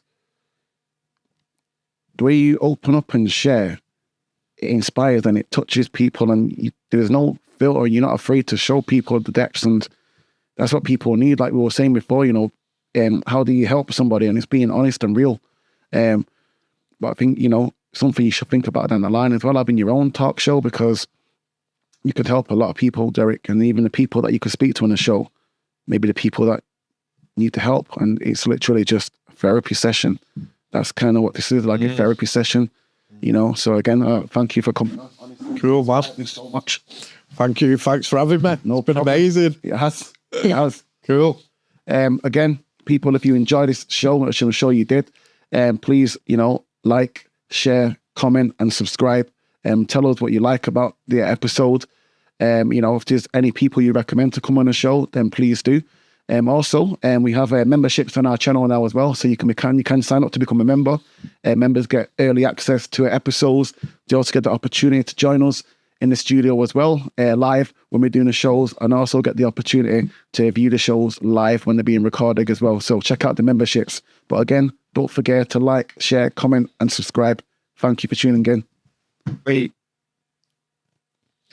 Hi guys, I'm here today just to promote something for everyone across the Greater Manchester, really.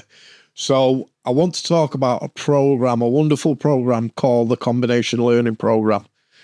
The Combination Learning Program is basically a 12-week course, and anybody who has an interest in maybe becoming a counsellor, becoming better equipped at listening skills, who want to enhance their emotional intelligence.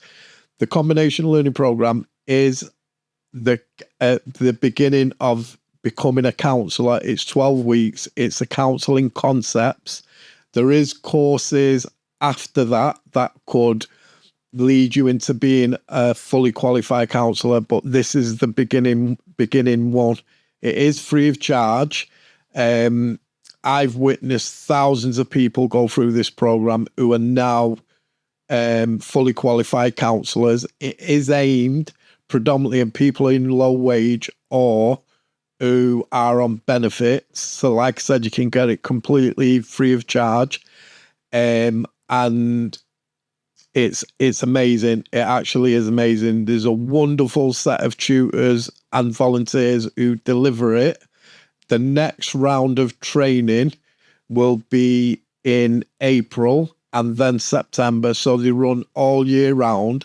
I'm going to give you the manager's details now. He's called Wesley Trafford, and his phone number is 07436 492 146. So the number for Wesley is 07436 492 146.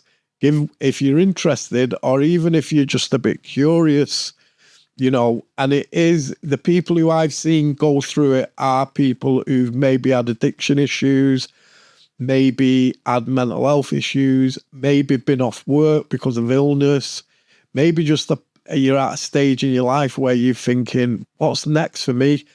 Don't care what age you are, what gender you are, everybody is welcome. And I guess, if you do have that curiosity or intuition that you could help people, maybe just go and give it a go. It like I said, it's only 12 weeks. And yeah, I really hope some of you go and give it a go, because I'm telling you, I've seen it 1,000 times. People starting off and then 3 or 4 years later, they're qualified counsellors. So good luck.